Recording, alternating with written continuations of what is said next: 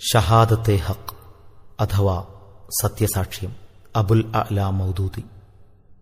ഇസ്ലാം വിശ്വാസികളിൽ നിന്നാവശ്യപ്പെടുന്ന സത്യസാക്ഷ്യത്തിന്റെ വിവക്ഷ വിശുദ്ധ പ്രമാണങ്ങളുടെ വെളിച്ചത്തിൽ വിശകലനം ചെയ്യുന്ന ചെറുതെങ്കിലും ബൃഹത്തായ ഒരു ഗ്രന്ഥമാണിത്.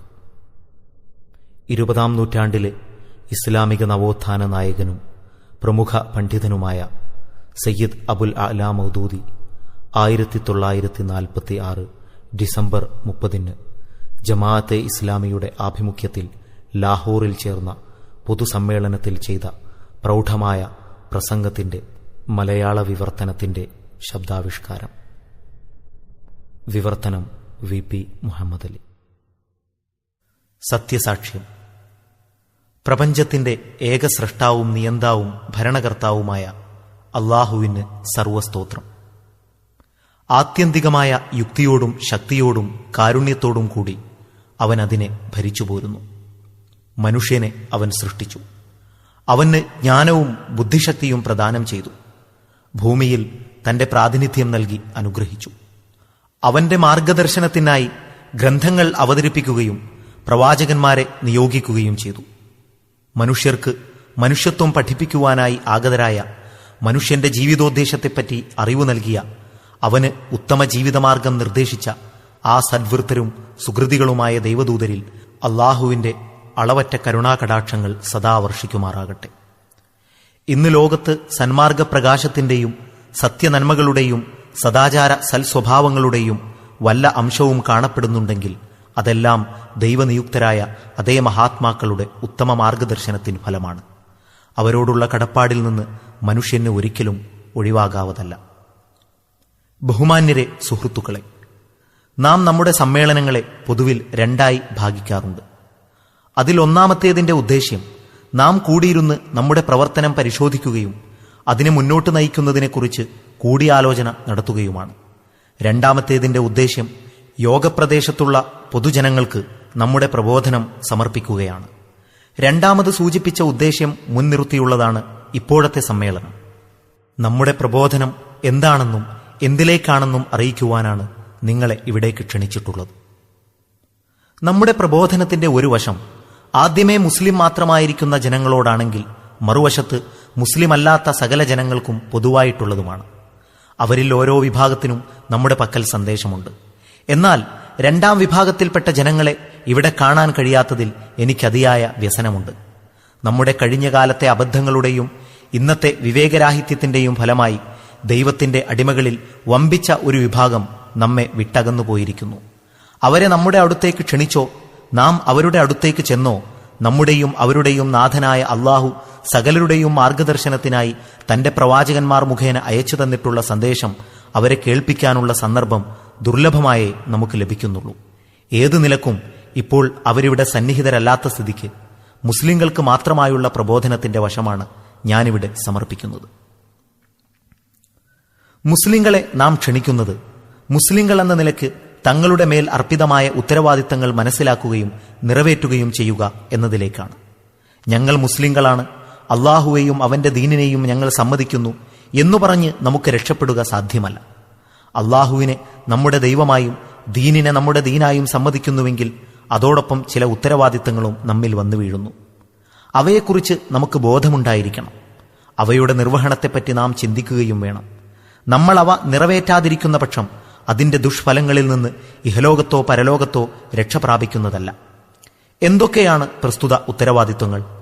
അള്ളാഹുവിലും അവന്റെ മലക്കുകളിലും ഗ്രന്ഥങ്ങളിലും ദൂതന്മാരിലും പരലോകത്തിലും വിശ്വസിക്കുക മാത്രമല്ല, നമസ്കാരം, നോമ്പ്, ഹജ്ജ്, സക്കാത്ത് ഇവ അനുഷ്ഠിക്കുകയും മാത്രമല്ല, വിവാഹം, വിവാഹമോചനം, അനന്തരാവകാശം തുടങ്ങിയ ഇടപാടുകളിൽ ഇസ്ലാം നിശ്ചയിച്ച നിയമവ്യവസ്ഥകൾ പാലിക്കുക മാത്രവുമല്ല അത്. ഇതിനെല്ലാം ഉപരിയായി ഭാരിച്ചതും ഗുരുതരവുമായ ഉത്തരവാദിത്വം കൂടി നമ്മുടെ മേൽ വന്നുചേരുന്നു. നാം ദൃഢമായി വിശ്വസിക്കുന്ന സത്യത്തിനു വേണ്ടി മുഴുവൻ ലോകത്തിന്റെയും മുമ്പിൽ സാക്ഷികളായി നിലകൊള്ളുക എന്നതാണ് അത്. മുസ്ലിങ്ങൾ എന്ന പേരിൽ സ്വതന്ത്ര സമുദായമായി നമ്മെ സംഘടിപ്പിച്ചതിന്റെ ഉദ്ദേശ്യം വിശുദ്ധ ഖുർആനിൽ വിവരിക്കപ്പെട്ടിട്ടുള്ളത് ദൈവത്തിന്റെ അടിമകളുടെ മേൽ സത്യസാക്ഷ്യമാകുന്ന ദൈവിക ലക്ഷ്യം നാം പൂർത്തീകരിക്കുക എന്നത് തന്നെയാണ്. വകദാലിക ജഅൽനാകും ഉമ്മത്തൻ വസതൻ ലിതകൂനു ശുഹദാ അലന്നാസ് വയകൂന റസൂലു അലൈക്കും ഷഹീദ. അപ്രകാരം നാം നിങ്ങളെ ഒരു മധ്യമ സമുദായമാക്കിയിരിക്കുന്നു. നിങ്ങൾ ജനങ്ങൾക്ക് സാക്ഷികളായിരിക്കാൻ വേണ്ടി, പ്രവാചകൻ നിങ്ങൾക്ക് സാക്ഷിയാവാൻ വേണ്ടിയും. ഇതാണ് നമ്മുടെ സമുദായത്തിന്റെ ഏക ജീവിതോദ്ദേശ്യം. നാം ഇത് പൂർത്തീകരിച്ചില്ലെങ്കിൽ ജീവിതം തന്നെ പാഴാക്കി എന്നർത്ഥം. കാരണം അള്ളാഹു നമ്മുടെ മേൽ ചുമത്തിയിട്ടുള്ള നിർബന്ധ കർത്തവ്യമാണിത്. അവൻ ആജ്ഞാപിക്കുന്നു, യാ അയ്യുഹല്ലദീന ആമനൂ കൂനൂ ഖവ്വാമീന ലില്ലാഹി ശുഹദാഅ ബിൽ ഖിസ്ത്. വിശ്വസിച്ച ജനങ്ങളെ, നിങ്ങൾ നീതിക്ക് സാക്ഷ്യം വഹിക്കുന്നവരായിക്കൊണ്ട് അള്ളാഹുവിനു വേണ്ടി നിലകൊള്ളുന്നവരാകുവിൻ. ഇതൊരു കേവല കൽപ്പനയല്ല, നിർബന്ധ കൽപ്പനയാണ്. അള്ളാഹു അരുളുന്നു, വമൻ അദ്ലമു മിമ്മൻ കതമ ഷഹാദതൻ ഇൻദഹു മിനല്ലാഹ്. അള്ളാഹുവിങ്കിൽ നിന്ന് തന്റെ പക്കലുള്ള സാക്ഷ്യത്തെ മറച്ചുവെക്കുന്നവനേക്കാൾ അക്രമി മറ്റാരാണ്? ഈ കർത്തവ്യം നിർവഹിക്കാത്തതിന്റെ അനന്തരഫലം എന്താണെന്നും അള്ളാഹു നമ്മെ അറിയിച്ചിട്ടുണ്ട്. നമുക്ക് മുമ്പ് ജൂതന്മാർ ഈ സാക്ഷിക്കൂട്ടിൽ ഹാജരാക്കപ്പെട്ടു. അവർ കുറെയൊക്കെ സത്യത്തെ മറച്ചുവെച്ചു, കുറെയൊക്കെ സത്യത്തിനെതിരായി സാക്ഷി നിൽക്കുകയും ചെയ്തു. മൊത്തത്തിൽ സത്യത്തിനു പകരം അസത്യത്തിനു സാക്ഷികളായി തീരുകയാണ് അവരുണ്ടായത്. തൽഫലമായി അവർ അള്ളാഹുവിന്റെ കോപശാപങ്ങൾക്ക് പാത്രമാവുകയും നിന്ദ്യരും ഹീനരുമായി അധപ്പതിക്കുകയും ചെയ്തു. ദുരിബത് അലൈഹിമുദ്ദില്ലതു വൽ മസ്കനതു വബാഉ ബിഗളബിൻ മിനല്ലാഹ്. അവരുടെ മേൽ നിന്ദ്യതയും പതിത്വവും മുദ്രകുത്തപ്പെട്ടു. അള്ളാഹുവിങ്കിൽ നിന്നുള്ള കോപവുമായി അവർ മടങ്ങുകയും ചെയ്തു. നമ്മുടെ മേൽ ചുമത്തപ്പെട്ട ഈ സത്യസാക്ഷ്യം കൊണ്ടുള്ള വിവക്ഷ എന്താണ്? നമുക്ക് ലഭിച്ച സത്യത്തെ, നമ്മിൽ പ്രകാശിതമായിട്ടുള്ള യാഥാർത്ഥ്യത്തെ, മനുഷ്യന്റെ വിജയ സൗഭാഗ്യത്തിന് നിദാനമായി നമുക്ക് ചൂണ്ടിക്കാണിക്കപ്പെട്ടിട്ടുള്ള ഏകമാർഗത്തെ നാം ലോകസമക്ഷം അവതരിപ്പിക്കുക. സത്യവും സന്മാർഗവും ഏതാണെന്ന് പ്രസ്പഷ്ടമായി തെളിയിക്കും വിധം സാക്ഷ്യം വഹിക്കുക. അങ്ങനെ ലോകജനതയിൽ ദീനിന്റെ ലക്ഷ്യം പൂർത്തീകരിക്കുകയും ചെയ്യുക എന്നതാണത്. ഇതേ സാക്ഷ്യ നിർവഹണത്തിനാണ് പ്രവാചകന്മാർ ലോകത്ത് നിയോഗിക്കപ്പെട്ടത്. സാക്ഷ്യനിർവഹണം അവരുടെ നിർബന്ധ ചുമതലയായിരുന്നു. പിന്നീട് ഇതേ സത്യസാക്ഷി കർത്തവ്യം പ്രവാചകന്മാർക്കു ശേഷം അവരുടെ അനുയായികളിൽ ചുമത്തപ്പെട്ടു. ഇപ്പോൾ അന്ത്യപ്രവാചകൻ മുഹമ്മദ് നബി സ്വല്ലല്ലാഹു അലൈഹി വസല്ലമയ്ക്കു ശേഷം അനുയായികളിൽ അതിന്റെ ഉത്തരവാദിത്വം വന്നു ചേർന്നു. നബി തിരുമേനിയുടെ മേൽ ആ ജീവിതകാലത്തു തന്നെ വ്യക്തിപരമായി ചുമത്തപ്പെട്ട വിധം തന്നെ മുസ്ലിം സമുദായത്തിന്റെ മേൽ ഇന്നത് പൊതുവായി ചുമത്തപ്പെട്ടിരിക്കുന്നു. സത്യസാക്ഷ്യത്തിന്റെ പ്രാധാന്യം എത്രത്തോളമുണ്ടെന്ന് ചിന്തിച്ചു നോക്കാം. മനുഷ്യവംശത്തിനായി അള്ളാഹു നിശ്ചയിച്ച അന്ത്യവിചാരണയുടെയും രക്ഷാശിക്ഷകളുടെയും നിയമസംബന്ധമായ മുഴുവൻ അടിസ്ഥാനവും ഇതേ സാക്ഷ്യമാകുന്നു. യുക്തി, കാരുണ്യം, നീതി എന്നിവയ്ക്ക് അധിപനാണ് അള്ളാഹു. തന്റെ പ്രീതി എന്തെന്നറിയാത്ത ജനങ്ങൾ അതിനെതിര് പ്രവർത്തിക്കുകയും സന്മാർഗമേതെന്നറിയാതെ ദുർമാർഗത്തിൽ ചലിക്കുകയും ചെയ്തതിന് അവരെ ശിക്ഷിക്കുക എന്നതും അവർക്കറിയാത്ത വിഷയങ്ങളിൽ അവരെ ചോദ്യം ചെയ്യുക എന്നതും അവന്റെ യുക്തിക്കും കാരുണ്യത്തിനും നീതിക്കും നിരക്കുന്നതല്ല. അതിനാൽ ഭൂമുഖത്ത് മനുഷ്യന്റെ അധിവാസം തന്നെ അള്ളാഹു ഒരു പ്രവാചകനെ കൊണ്ട് ആരംഭിച്ചു. പിന്നീട് അപ്പപ്പോൾ അസംഖ്യം പ്രവാചകന്മാരെ നിയോഗിച്ചുകൊണ്ടുവരുന്നു. നിങ്ങളെ സംബന്ധിച്ച് നിങ്ങളുടെ സ്രഷ്ടാവിന്റെ അഭീഷ്ടം, നിങ്ങൾക്ക് ഇഹലോകത്ത് ശരിയായ ജീവിതമാർഗം, നിങ്ങളുടെ നാഥന്റെ പ്രീതി നേടുവാൻ നിങ്ങൾ കൈക്കൊള്ളേണ്ട നയം, നിർവഹിക്കേണ്ട ജോലി, നിങ്ങൾ സൂക്ഷിക്കേണ്ട കാര്യങ്ങൾ, നിങ്ങൾ ചോദ്യം ചെയ്യപ്പെടുന്ന വിഷയങ്ങൾ, ഇതൊക്കെയാണ് എന്നിങ്ങനെ മനുഷ്യവംശത്തിന് മുന്നറിയിപ്പ് നൽകുകയായിരുന്നു അതിന്റെ ഉദ്ദേശ്യം. അള്ളാഹു തന്റെ പ്രവാചകന്മാരാൽ ഇவ்விധം സത്യസാക്ഷ്യം നിർവഹിപ്പിച്ചത് സംബന്ധിച്ച് വിശുദ്ധ ഖുർആൻ വ്യക്തമാക്കുന്നുണ്ട്. ഞങ്ങൾ അറിവില്ലാത്തവരായിരുന്നു, ഞങ്ങളെ അറിയിക്കാത്ത സംഗതിയുടെ പേരിലാണോ ഞങ്ങളെ ശിക്ഷിക്കുന്നത് എന്നു പറഞ്ഞ് അള്ളാഹുവിന്റെ മേൽ ലക്ഷ്യം സ്ഥാപിക്കുന്നതിന് ജനങ്ങൾക്ക് അവസരമുണ്ടാവാതിരിക്കാൻ വേണ്ടിയാണെന്നതാണ് ആ വാക്യം. റുസുലം മുബശ്ശിരീന വ മുൻദിരീന ലിഅല്ലാ യകൂന ലിന്നാസി അലല്ലാഹി ഹുജ്ജത്തുൻ ബഅദർ റുസുൽ വകാനല്ലാഹു അസീസൻ ഹകീമ. സന്തോഷവാർത്ത അറിയിക്കുന്നവരും താക്കീത് നൽകുന്നവരുമായ പ്രവാചകന്മാരെ നിയോഗിച്ചു. പ്രവാചകന്മാരുടെ ശേഷം ജനങ്ങൾക്ക് അള്ളാഹുവിനെതിരിൽ യാതൊരു ന്യായവും ഉണ്ടാകാതിരിക്കുന്നതിനു വേണ്ടി പ്രതാപശാലിയും യുക്തിമാനുമാണ് അള്ളാഹു. ഇങ്ങനെ ജനങ്ങളുടെ മേൽ ലക്ഷ്യം പൂർത്തീകരിക്കുകയെന്ന തന്റെ ബാധ്യത അള്ളാഹു പ്രവാചകന്മാരുടെ മേൽ ചുമത്തി. അവർ പ്രസ്തുത കടമ ശരിക്കും മുറയ്ക്കും നിർവഹിക്കുന്ന പക്ഷം ജനങ്ങൾ തങ്ങളുടെ കർമ്മങ്ങളെക്കുറിച്ച് സ്വയം ചോദ്യം ചെയ്യപ്പെടുവാൻ അർഹരാകും. സാക്ഷ്യനിർവഹണത്തിൽ വല്ല വീഴ്ചയും വരുത്തുന്ന പക്ഷം ജനങ്ങളുടെ ദുർമാർഗ ദുഷ്കർമ്മങ്ങളെപ്പറ്റി പ്രവാചകന്മാർ ചോദിക്കപ്പെടുകയും ചെയ്യും. ഈ ഗുരുതരമായ ഉത്തരവാദിത്വ സ്ഥാനത്താണ് പ്രവാചകന്മാർ നിശ്ചയിക്കപ്പെട്ടത്.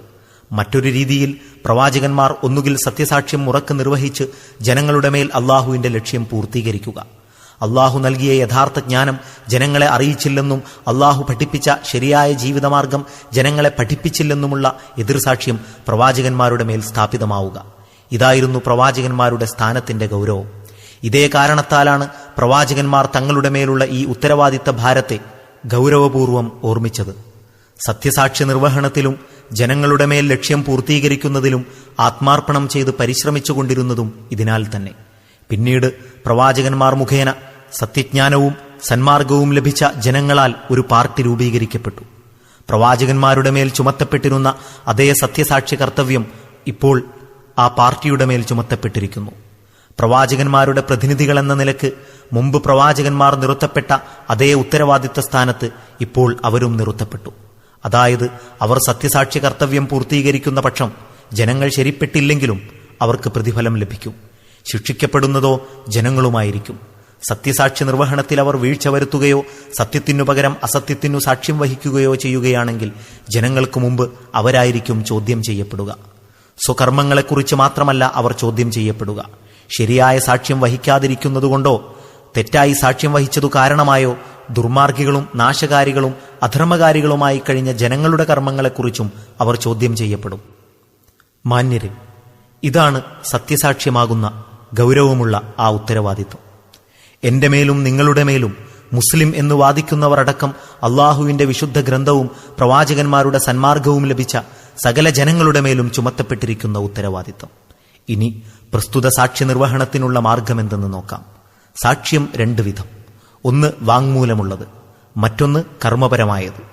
വാങ്മൂല സാക്ഷ്യത്തിന്റെ രൂപം പ്രവാചകന്മാർ മുഖേന നമുക്ക് ലഭിച്ച സത്യത്തെ നാവുകൊണ്ടും പേന കൊണ്ടും ലോകത്തിന് പ്രകാശിതമാക്കുക എന്നതാണ്. ഗ്രഹിപ്പിക്കുവാനും ഹൃദിസ്ഥമാക്കുവാനും സാധ്യമാകുന്ന സകല മാർഗങ്ങളും ഉപയോഗപ്പെടുത്തുക. പ്രബോധന പ്രചാരണത്തിനും പ്രക്ഷേപണ പ്രസിദ്ധീകരണത്തിനും ഉതകുന്ന എല്ലാ ഉപകരണങ്ങളും വിനിയോഗിക്കണം. വിജ്ഞാന കലാശാസ്ത്രങ്ങൾ ശേഖരിച്ചു തന്ന മുഴുവൻ കരുക്കളും കയ്യിലെടുത്ത് അള്ളാഹു മനുഷ്യന് നിശ്ചയിച്ച ദീനിന്റെ ശിക്ഷണങ്ങൾ നാം ലോകത്തിന് പരിചയപ്പെടുത്തുക. ആദർശ ചിന്തകളിൽ, ധാർമ്മിക സദാചാരങ്ങളിൽ, സാംസർഗിക നാഗരികതയിൽ, ഉപജീവന മാർഗത്തിൽ, കൊള്ളക്കൊടുക്കയിൽ, നിയമത്തിൽ, നീതിന്യായത്തിൽ, രാഷ്ട്രീയത്തിൽ, രാജ്യഭരണത്തിൽ എന്നുവേണ്ട മാനുഷിക ഇടപാടുകളുടെ മറ്റെല്ലാ വശങ്ങളിലും മനുഷ്യന്റെ മാർഗദർശനത്തിന് പ്രസ്തുത ദീൻ സമർപ്പിച്ചിട്ടുള്ള നിർദ്ദേശങ്ങൾ അത്രയും നാം സവിസ്തരം വെളിപ്പെടുത്തണം.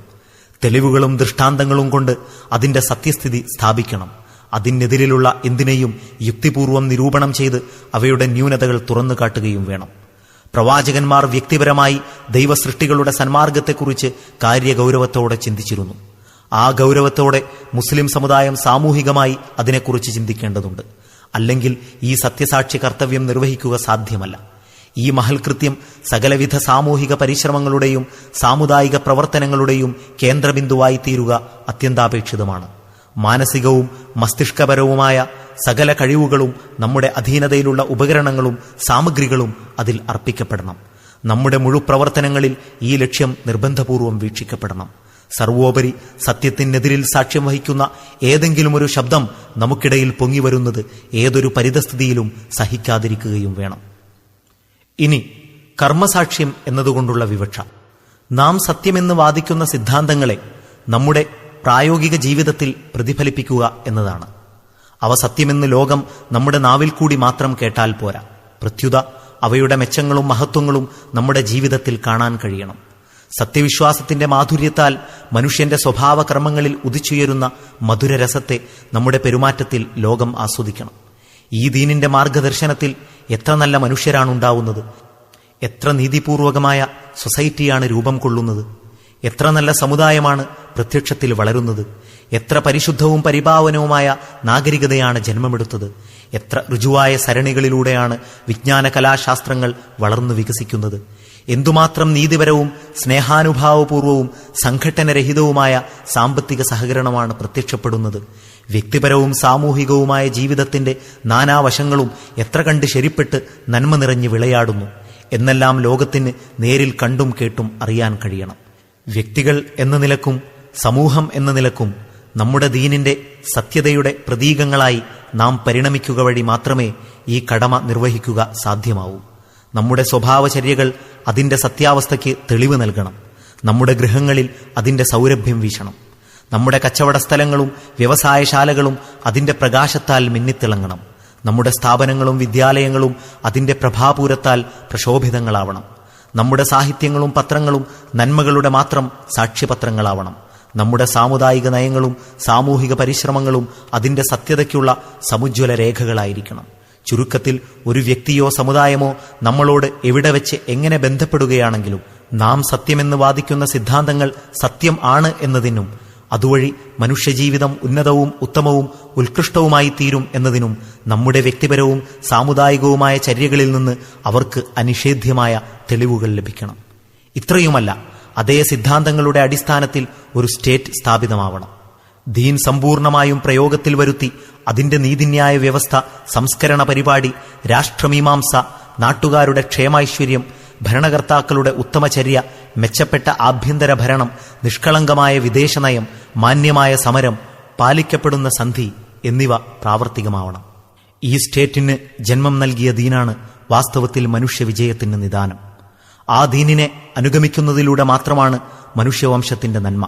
ഇത് ലോകത്തിന്റെ മുമ്പിൽ സാക്ഷ്യം വഹിക്കാത്ത കാലത്തോളം പ്രസ്തുത സത്യസാക്ഷ്യം പരിപൂർണമാകുന്നില്ല എന്ന പരമാർത്ഥം ഞാൻ ഉണർത്തിച്ചുകൊള്ളട്ടെ. കർമ്മപരമായ ഈ സാക്ഷ്യം വാങ്മൂല സാക്ഷ്യവുമായി ചേരുമ്പോൾ മാത്രമേ മുസ്ലിം സമുദായത്തിന്റെ മേൽ ചുമത്തപ്പെട്ട ഭാരിച്ച ബാധ്യത പരിപൂർണമായി നിർവഹിക്കപ്പെടുന്നുള്ളൂ. മനുഷ്യവംശത്തിന്റെ മേൽ അള്ളാഹുവിന്റെ ലക്ഷ്യം വിവിധ തുറകളിൽ പൂർത്തിയാവുന്നതും അപ്പോൾ മാത്രം. പരലോകത്ത് അള്ളാഹുവിന്റെ കോടതിയിൽ നബി സല്ലല്ലാഹു അലൈഹി വസല്ലം തിരുമേനിക്ക് പിന്നിൽ നിന്ന് അവിടുന്ന് ഞങ്ങൾക്ക് എത്തിച്ചു തന്നതെല്ലാം ഞങ്ങൾ ജനങ്ങൾക്ക് എത്തിച്ചു കൊടുത്തുവെന്നും എന്നിട്ടും സന്മാർഗം അവലംബിക്കാത്ത ജനങ്ങൾ അവരുടെ ദുർമാർഗത്തിന് സ്വയം ഉത്തരവാദികളാണെന്നും സാക്ഷ്യം വഹിക്കുവാൻ അതിനുശേഷമേ നമ്മുടെ സമുദായം അർഹമാവുന്നുള്ളൂ. മാന്യരെ, മുസ്ലിങ്ങളെന്ന നിലക്ക് വാക്കും പ്രവർത്തനവും വഴി നാം നിർവഹിക്കേണ്ട സത്യസാക്ഷ്യമാണ് ഇത്. എന്നാൽ ഇന്ന് നാം എന്ത് സാക്ഷ്യമാണ് വാസ്തവത്തിൽ നൽകിക്കൊണ്ടിരിക്കുന്നത്? ഇപ്പോഴെങ്കിലും ഒന്ന് ചിന്തിച്ചു നോക്കുക. വാക്കുമുഖേനയുള്ള സാക്ഷ്യത്തെക്കുറിച്ച് പറയുകയാണെങ്കിൽ നമ്മിൽ നന്നേ കുറഞ്ഞ വിഭാഗം മാത്രമാണ് ചിലപ്പോൾ വ്യക്തിപരവും ചിലപ്പോൾ സംഘടിതമായും നാവുകൊണ്ടും പേന കൊണ്ടും ഇസ്ലാമിന് സാക്ഷ്യം വഹിക്കുന്നത്. അതുതന്നെയും അർഹിക്കുന്ന വിധം നിർവഹിക്കുന്നവർ കൈവിരലിൽ എണ്ണാൻ മാത്രമേയുള്ളൂ. ഈ തുച്ഛവിഭാഗത്തെ ഒഴിച്ചു നിർത്തി നോക്കുന്ന പക്ഷം മുസ്ലിങ്ങൾ പൊതുവെ സാക്ഷ്യം വഹിക്കുന്നത് ഇസ്ലാമിന് അനുകൂലമായിട്ടല്ല, പ്രതികൂലമായിട്ടാണെന്ന് കാണാം.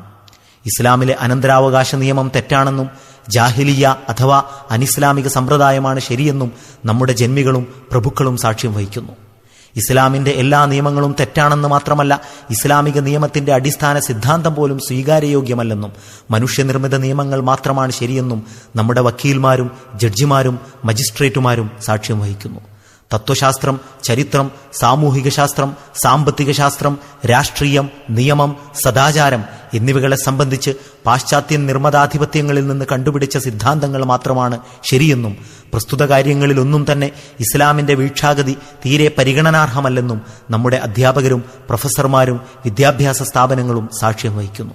ഇംഗ്ലണ്ട്, ഫ്രാൻസ്, റഷ്യ തുടങ്ങിയ രാജ്യങ്ങളിലെ നിരീശ്വര നിർമ്മതവാദികളായ സാഹിത്യകാരന്മാരുടെ കൈവശമുള്ള സാഹിത്യ സന്ദേശമാണ് തങ്ങളുടെ പക്കലുള്ളതെന്നും മുസ്ലിങ്ങളെന്ന നിലയ്ക്ക് തങ്ങളുടെ സാഹിത്യത്തിന് യാതൊരു സ്വതന്ത്ര ചൈതന്യവുമില്ലെന്നും നമ്മുടെ സാഹിത്യകാരന്മാർ സാക്ഷ്യം വഹിക്കുന്നു. അമുസ്ലിങ്ങളുടെ അതേ ചർച്ചകളും പ്രശ്നങ്ങളും പ്രചാരണ മാർഗങ്ങളും മാത്രമാണ് തങ്ങൾക്കുള്ളതെന്ന് നമ്മുടെ പത്രങ്ങൾ സാക്ഷ്യം വഹിക്കുന്നു. കൊടുക്കൽ വാങ്ങലുകൾ സംബന്ധിച്ച് ഇസ്ലാം സ്ഥാപിച്ച പരിധി അപ്രായോഗികങ്ങളാണെന്നും കാഫിറുകൾ സ്വീകരിച്ച മാർഗത്തിൽ കൂടിയേ ഇടപാടുകൾ സാധ്യമാവുകയുള്ളൂവെന്നും നമ്മുടെ കച്ചവടക്കാരും വ്യവസായികളും സാക്ഷ്യം വഹിക്കുന്നു. സത്യനിഷേധികളുടെ പക്കലുള്ള അതേ വർഗീയ ദേശീയ മുദ്രാവാക്യങ്ങളും സാമുദായിക ആവശ്യങ്ങളും താൽപര്യങ്ങളുമാണ് തങ്ങൾക്കുള്ളതെന്നും ജനകീയ പ്രശ്നങ്ങൾ പരിഹരിക്കുന്നതിൽ അവർ സ്വീകരിച്ച രീതി തന്നെയാണ് തങ്ങൾക്കും സ്വീകാര്യമെന്നും രാഷ്ട്രീയ പ്രവർത്തകർ സാക്ഷ്യം വഹിക്കുന്നു. രാഷ്ട്രീയ ഭരണകാര്യങ്ങളിൽ സത്യനിഷേധികളുടെ പക്കലുള്ള അതേ സിദ്ധാന്തങ്ങളാണ് തങ്ങളുടെ പക്കലുള്ളതെന്നും ഇത്തരം വിഷയങ്ങളിൽ ഇസ്ലാം യാതൊരു മാർഗദർശനവും നൽകിയിട്ടില്ലെന്നും നമ്മുടെ നേതാക്കൾ സാക്ഷ്യം വഹിക്കുന്നു. ദുനിയാവും അതിലെ പ്രശ്നങ്ങളുമല്ലാതെ തങ്ങളുടെ നാവിനെ വിനിയോഗിക്കേണ്ടതും അല്പസമയമെങ്കിലും ചെലവഴിക്കേണ്ടതുമായ ഒരു ദീൻ തങ്ങളുടെ പക്കലില്ലെന്ന് നമ്മുടെ സാധാരണക്കാർ സാക്ഷ്യം വഹിക്കുന്നു. പൊതുവിൽ നമ്മുടെ മുഴുവൻ സമുദായവും ഇന്ത്യയിൽ മാത്രമല്ല ലോകത്തൊട്ടുക്കും ഇത്തരം സാക്ഷ്യമാണ് തങ്ങളുടെ വാക്കുമുഖേന നിർവഹിക്കുന്നത്. ഇനി കർമ്മപരമായ സാക്ഷ്യ നിർവഹണത്തെക്കുറിച്ച് ചിന്തിക്കാം. അതിന്റെ അവസ്ഥ വാക്കുമുഖേനയുള്ള സാക്ഷ്യത്തെക്കാൾ പരിതാപകരം. ജീവിതത്തിൽ ഇസ്ലാമിനെ പ്രതിഫലിപ്പിക്കുന്ന ചുരുക്കം സജ്ജന വ്യക്തികൾ അങ്ങിങ്ങായി നമ്മളിൽ കാണപ്പെടുന്നുണ്ട്. എന്നാൽ ബഹുഭൂരിപക്ഷത്തിന്റെ അവസ്ഥ എന്താണ്? ഇസ്ലാമിന്റെ തണലിൽ വളരുന്ന വ്യക്തികൾ ഒരു നിലയ്ക്കും കുഫറിനാൽ വാർത്തെടുക്കപ്പെട്ട വ്യക്തികളിൽ നിന്ന് വ്യത്യസ്തരോ ഉത്കൃഷ്ടരോ അല്ലെന്നു മാത്രമല്ല, പലതുകൊണ്ടും കുഫറിന്റെ സന്താനങ്ങളെ അപേക്ഷിച്ച് അധമരാണെന്ന നിലയ്ക്കുമാണ് വ്യക്തിപരമായി സാധാരണ മുസ്ലിങ്ങൾ തങ്ങളുടെ കർമ്മങ്ങൾ മുഖേന ഇസ്ലാമിനെ പ്രതിനിധീകരിച്ചുകൊണ്ടിരിക്കുന്നത്. അവർക്ക് കളവു പറയാം, വഞ്ചിക്കാം, അക്രമം പ്രവർത്തിക്കാം, വാഗ്ദാനങ്ങളും കരാറുകളും ലംഘിക്കാം, കൊള്ളയും കവർച്ചയും നടത്താം, കലഹവും നാശവും സൃഷ്ടിക്കാം, നിന്ദ്യവും നിർലജ്ജവുമായ ഏത് ദുഷ്കൃത്യവും ചെയ്യാം. ഇത്തരം ദുരാചാര ദുസ്വഭാവങ്ങളിലൊന്നും തന്നെ അവരുടെ ശതമാനം ഏതെങ്കിലും അമുസ്ലിം സമുദായത്തിൻ്റെതിൽ നിന്ന് ഒട്ടും ഭിന്നമല്ല. നമ്മുടെ കുടുംബജീവിതം, നടപടി, ആചാര സമ്പ്രദായങ്ങൾ, ആഘോഷങ്ങൾ, ഉത്സവങ്ങൾ, യോഗങ്ങൾ, ഘോഷയാത്രകൾ തുടങ്ങി ചുരുക്കത്തിൽ നമ്മുടെ സാമൂഹിക ജീവിതത്തിലെ യാതൊരു രംഗത്തും ഇസ്ലാമിനെ നാം പ്രതിനിധീകരിക്കുന്നതായി കാണാനാവുന്നില്ല. ഇസ്ലാമിന്റെ അനുയായികൾ തങ്ങൾക്കു തന്നെയും ഇസ്ലാമിനു പകരം മറ്റുള്ളവയെയാണ് കൂടുതൽ പരിഗണനാർഹമായി കരുതുന്നത് എന്നതിന് വ്യക്തമായ ഒരു സാക്ഷ്യമാണിത് എന്ന് പറയേണ്ടിയിരിക്കുന്നു. നാം വിദ്യാലയങ്ങൾ സ്ഥാപിക്കുകയാണെങ്കിൽ വിദ്യാഭ്യാസവും അതിന്റെ വ്യവസ്ഥയും ചൈതന്യവുമെല്ലാം സത്യനിഷേധികളിൽ നിന്ന് സ്വീകരിക്കുന്നു. നാം സംഘടനകൾ രൂപീകരിക്കുന്ന പക്ഷം അവയുടെ ലക്ഷ്യം, വ്യവസ്ഥ, പ്രവർത്തന മാർഗം, അങ്ങനെ മുഴുവൻ കാര്യങ്ങളും ഏതെങ്കിലും ഒരു അമുസ്ലിം സംഘടനയുടെ മാതൃകയിലായിരിക്കും. നമ്മുടെ സമുദായം വല്ല സാമൂഹിക സംരംഭത്തിനും ഒരുങ്ങിപ്പുറപ്പെടുന്ന പക്ഷം അവരുടെ ആവശ്യങ്ങൾ, പ്രവർത്തന മാർഗം, സംഘടനയ്ക്കുള്ള ഭരണഘടന, പ്രമേയങ്ങൾ, പ്രസംഗങ്ങൾ, പ്രസ്താവനകൾ സകലതും അമുസ്ലിം സമുദായങ്ങളുടെ തനിപ്പകർപ്പായിരിക്കും. എന്തിനധികം, സ്വതന്ത്രമോ അർദ്ധസ്വതന്ത്രമോ ആയ വല്ല ഭരണകൂടങ്ങളും എവിടെയെങ്കിലും നിലകൊള്ളുന്നുണ്ടെങ്കിൽ അവിടെയും ഭരണകൂടത്തിന്റെ അടിസ്ഥാനം, ഭരണവ്യവസ്ഥ, നീതിന്യായം എല്ലാം തന്നെ അമുസ്ലിങ്ങളിൽ നിന്ന് ഇരവ് വാങ്ങിയിരിക്കുകയാണ്. ചില ഭരണകൂടങ്ങളിൽ ഇസ്ലാമിക നിയമം കേവലം പേഴ്സണൽ ലോയുടെ പരിധിക്കുള്ളിൽ പരിമിതമായിരിക്കുന്നുവെങ്കിൽ ചില ഭരണകൂടങ്ങൾ അവയെപ്പോലും മാറ്റത്തിരുത്തലുകൾക്ക് വിധേയമാക്കിയിട്ടേ വിട്ടിട്ടുള്ളൂ. ആംഗലേയ ഗ്രന്ഥകാരനായ ലോറൻസ് ബ്രൗൺ തന്റെ ദി പ്രോസ്പെക്ടസ് ഓഫ് ഇസ്ലാം എന്ന ഗ്രന്ഥത്തിൽ മുസ്ലിങ്ങളെ പരിഹസിച്ചുകൊണ്ട് ഇങ്ങനെ എഴുതി: ഇസ്ലാമിന്റെ സിവിൽ ക്രിമിനൽ നിയമങ്ങൾ പഴഞ്ചനും അപ്രായോഗികവുമാണെന്നു കണ്ട് ഇന്ത്യയിൽ ഞങ്ങളതിനെ ദുർബലപ്പെടുത്തുകയും മുസ്ലിങ്ങൾക്ക് അവരുടെ പേഴ്സണൽ ലോ മാത്രം അനുവദിക്കുകയും ചെയ്തപ്പോൾ അവർക്ക് തികച്ചും അരോചകമായി തോന്നി. കാരണം അതുമൂലം അവരുടെ നിലപാട് ഇസ്ലാമിക ഭരണത്തിൽ ഒരു കാലത്ത് ദിമ്മികൾക്കുണ്ടായിരുന്ന നിലപാടായി തീരുമായിരുന്നു. എന്നാൽ ഇന്നാകട്ടെ ഇന്ത്യൻ മുസ്ലിങ്ങൾ അതിഷ്ടപ്പെട്ടുവെന്നല്ല, മുസ്ലിം ഗവൺമെന്റുകൾ തന്നെയും പ്രസ്തുത വിഷയത്തിൽ ഞങ്ങളെ അനുകരിച്ചിരിക്കുന്നു. തുർക്കിയും അൽബേനിയയുമാണെങ്കിൽ അവിടുന്നും മുമ്പോട്ടു കടന്ന് വിവാഹം, വിവാഹമോചനം, അനന്തരാവകാശം എന്നിവയുടെ നിയമങ്ങളിൽ പോലും ഞങ്ങളുടെ മാനദണ്ഡങ്ങൾക്കൊത്ത് പരിഷ്കരണങ്ങൾ വരുത്തിയിരിക്കുകയാണ്. നിയമത്തിന്റെ ഉത്ഭവസ്ഥാനം ദൈവഹിതമാണെന്ന മുസ്ലിങ്ങളുടെ വിഭാവനം ഒരു വിശുദ്ധ കെട്ടുകഥ അഥവാ പയസ് ഫിക്ഷൻ എന്നതിൽ കവിഞ്ഞ മറ്റൊന്നുമായിരുന്നില്ലെന്ന വസ്തുത ഇപ്പോൾ പ്രത്യക്ഷപ്പെട്ടു കഴിഞ്ഞിരിക്കുന്നു. ലോക മുസ്ലിങ്ങൾ മിക്കവാറും സംഘടിതമായി തന്നെ ഇസ്ലാമിനെതിരിൽ നൽകിക്കൊണ്ടിരിക്കുന്ന കർമ്മസാക്ഷ്യമാണിത്. നാവുകൊണ്ട് നാം എന്തുതന്നെ പറയട്ടെ, ഈ ദീനിന്റെ യാതൊരു പരിപാടിയും നമുക്കിഷ്ടമല്ലെന്നും അതിന്റെ യാതൊരു നിയമത്തിലും നമ്മുടെ വിജയമോക്ഷങ്ങൾ കാണുന്നില്ലെന്നുമാണ് നമ്മുടെ സാമൂഹിക കർമ്മം സാക്ഷ്യം വഹിച്ചുകൊണ്ടിരിക്കുന്നത്. നാം ചെയ്തു പോരുന്ന ഈ സത്യം മറച്ചുവെക്കലിന്റെയും കള്ളസാക്ഷ്യത്തിന്റെയും അനന്തരഫലമായി ഇത്തരം കടുത്ത അപരാധങ്ങൾക്ക് ദൈവിക നിയമത്തിൽ നിശ്ചയിച്ച ശിക്ഷ ഏതോ അതുതന്നെ നമുക്ക് അനുഭവിക്കേണ്ടതായി വന്നിരിക്കുന്നു. ഒരു ജനത അള്ളാഹുവിന്റെ അനുഗ്രഹത്തെ തള്ളിക്കളയുകയും തങ്ങളുടെ സ്രഷ്ടാവിനോട് ധിക്കാരം പ്രവർത്തിക്കുകയും ചെയ്യുന്ന പക്ഷം അള്ളാഹു അവരെ ഇഹലോകത്തും പരലോകത്തും ശിക്ഷിക്കുന്നതാണ്. യഹൂദന്മാരെ സംബന്ധിച്ചിടത്തോളം അള്ളാഹുവിന്റെ ഈ നടപടിക്രമം പൂർത്തിയായി കഴിഞ്ഞിട്ടുണ്ട്. ഇപ്പോൾ നമ്മളാണ് പ്രതിക്കൂട്ടിൽ നിൽക്കുന്നത്. ഈ കുറ്റത്തിന് യഹൂദന്മാരെ മാത്രം ശിക്ഷിക്കാൻ അള്ളാഹുവിന് അവരോട് യാതൊരു വ്യക്തിവിദ്വേഷവും ഉണ്ടായിരുന്നില്ല. അതേ അപരാധം നാം പ്രവർത്തിച്ചിട്ടും ശിക്ഷയിൽ നിന്ന് രക്ഷപ്പെടുവാൻ അള്ളാഹുവിന് നമ്മോട് പ്രത്യേക ബന്ധവുമില്ല.